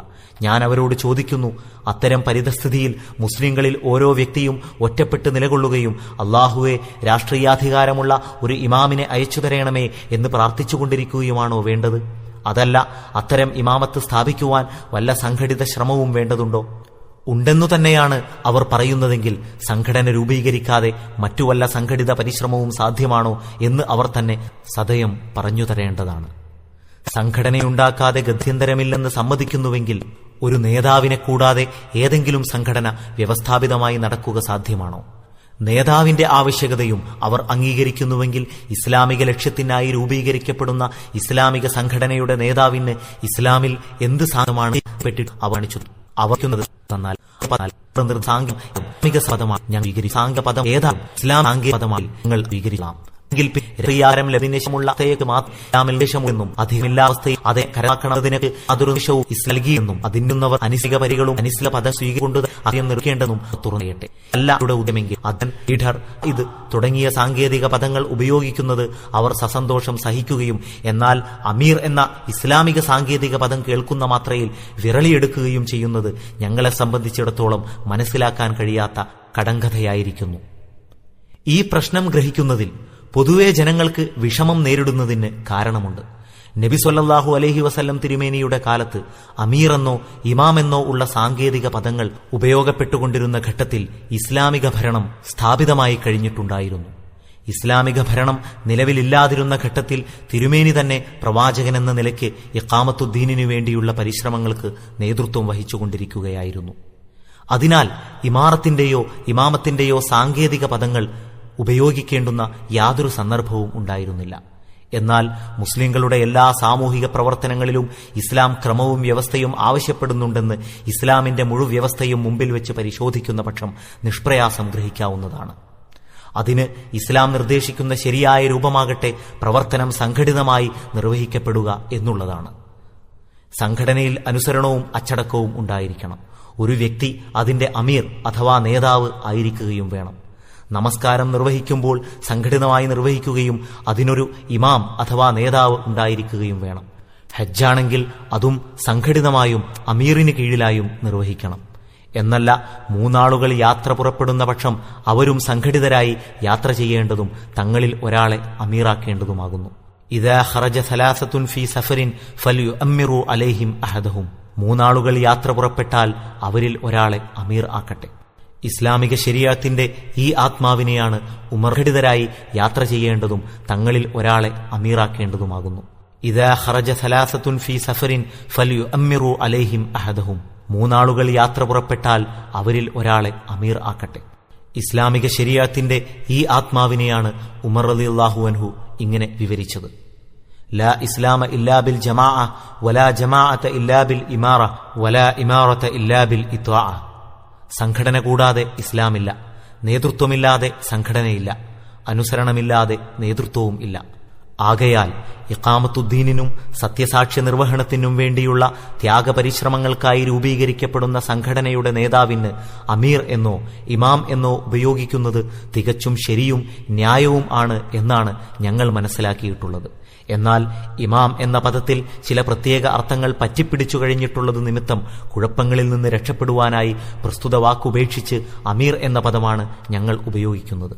ഇவ்விധം സംഘടനയുടെ നേതാവായി തെരഞ്ഞെടുക്കപ്പെടുന്ന വ്യക്തിക്ക് സക്കാത്ത് പിരിച്ചെടുക്കാൻ അവകാശമില്ലെന്നും ഇസ്ലാമിക ഗവൺമെന്റിന്റെ അമീറിനു മാത്രമേ അതിന് അധികാരമുള്ളൂ എന്നുമുള്ള അതിവിചിത്രമായ ഒരാക്ഷേപവും ഇവിടെ കേൾക്കാൻ കഴിഞ്ഞു. സക്കാത്ത് പിരിച്ചെടുക്കുന്നത് സംബന്ധിച്ചുള്ള ഞങ്ങളുടെ പരിപാടി ആക്ഷേപം പുറപ്പെടുവിക്കുന്നവർക്ക് ഒരുപക്ഷെ മനസ്സിലാക്കാൻ കഴിഞ്ഞിട്ടുണ്ടായിരിക്കുകയില്ല. മുസ്ലിങ്ങളെല്ലാം അവരുടെ സക്കാത്ത് ബൈത്തുൽമാലിൽ കൊണ്ടുവന്നടയ്ക്കണമെന്ന് ഞങ്ങൾ ആവശ്യപ്പെട്ടിട്ടില്ല. ഞങ്ങളെ ഏൽപ്പിക്കാത്തവരുടെ സക്കാത്ത് വീടുകയില്ലെന്നും ഞങ്ങൾ ഒരിക്കലും പറഞ്ഞിട്ടില്ല. സക്കാത്ത് ജമാഅത്തിന്റെ ബൈത്തുൽമാലിൽ അടയ്ക്കണം എന്ന് ഞങ്ങളുടെ ജമാഅത്തിലെ അംഗങ്ങളോട് മാത്രമേ ഞങ്ങൾ ആവശ്യപ്പെട്ടിട്ടുള്ളൂ. ഇതുകൊണ്ട് ഞങ്ങൾ ഉദ്ദേശിക്കുന്നത് ശരീഅത്തിന്റെ വിവക്ഷയനുസരിച്ച് സംഘടിതമായി സക്കാത്ത് ശേഖരിച്ച് വിതരണം ചെയ്യുവാൻ മുസ്ലിങ്ങൾ ശീലിക്കുക എന്നുള്ളതാണ്. ഇങ്ങനെ ഞങ്ങൾ ചെയ്യുന്നതിൽ ശരീഅത്തിന്റെ ദൃഷ്ടിയിൽ വല്ല ദോഷവുമുണ്ടെങ്കിൽ അതെന്താണെന്നും ശരീഅത്തിലെ ഏത് വിധിക്കാണ് അതെതിരെന്നും ദയവു ചെയ്ത് ആരെങ്കിലും പറഞ്ഞു തന്നാലും. നമസ്കാരം അസംഘടിതമായി വീടുകളിൽ വെച്ച് നിർവഹിക്കുന്നതിനു പകരം സംഘടിതമായി നിർവഹിക്കണമെന്ന് ജനങ്ങളോട് പറയുവാൻ ഞങ്ങൾക്ക് അവകാശമുണ്ടെങ്കിൽ സക്കാത്ത് ഒറ്റയ്ക്കൊറ്റയ്ക്കായി കൊടുക്കുന്നതിനു പകരം കൂട്ടായി നിർവഹിക്കണമെന്ന് പറയുവാൻ ഞങ്ങൾക്ക് എന്തുകൊണ്ട് അവകാശമില്ല? വരിസംഖ്യ പിരിക്കുകയാണെങ്കിൽ തരക്കേടില്ല.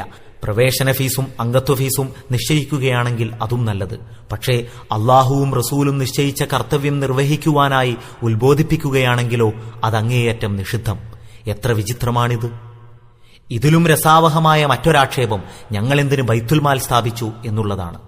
ഇത്തരം ആക്ഷേപങ്ങൾ കേൾക്കുമ്പോൾ ഇസ്ലാമിന്റെ സാങ്കേതിക പദങ്ങളോട് തന്നെ ഇക്കൂട്ടർക്ക് എന്തോ അമർഷമുള്ളതുപോലെ തോന്നിപ്പോകുന്നു.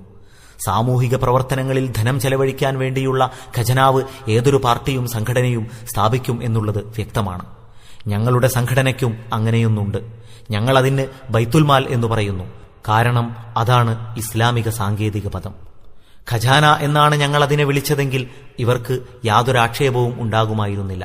ട്രഷറി എന്നാണ് പറഞ്ഞിരുന്നതെങ്കിലും ഇവർ സന്തുഷ്ടരാകുമായിരുന്നു. എന്നാൽ ഒരു ഇസ്ലാമിക സാങ്കേതിക പദം ഉപയോഗിച്ചപ്പോൾ അവർക്കത് സഹിക്കാനാവുന്നില്ല. ഈ ആക്ഷേപങ്ങളിൽ മിക്കതും അങ്ങേയറ്റം നിരർത്ഥങ്ങളാണ്. അവയെടുത്തുന്നയിച്ച് മറുപടി നൽകിക്കൊണ്ട് സദസ്യരുടെ സമയം പാഴാക്കുവാൻ ഞാൻ ഒരിക്കലും ഇഷ്ടപ്പെടുമായിരുന്നില്ല.